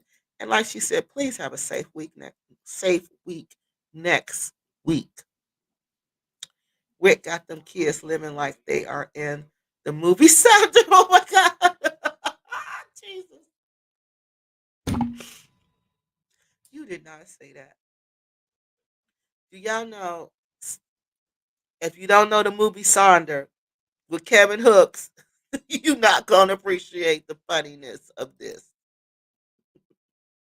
Because it's true. That's how Sonder, that's how the family was living. All right, y'all. I am out of here. Broadcasting live from Bagger Studio. Remember he used to say that. Yes. Oh, I love you guys too. Love you so very much. All right, y'all. That's all I have. I will see y'all next week. And we're gonna be right back at it. Yeah, we putting them on trial. Rick, y'all could easily come on here and defend yourself. I'll let you talk and everything. You're more than welcome. All right, so that's all I have. We'll continue our trial next week. And I'll see y'all then. Y'all have a good week. Stay safe out there. Have a great weekend, you serious chat empath of London and Kiki. Thank you, London lady. You have a great weekend also. Bye, y'all. I see y'all next week.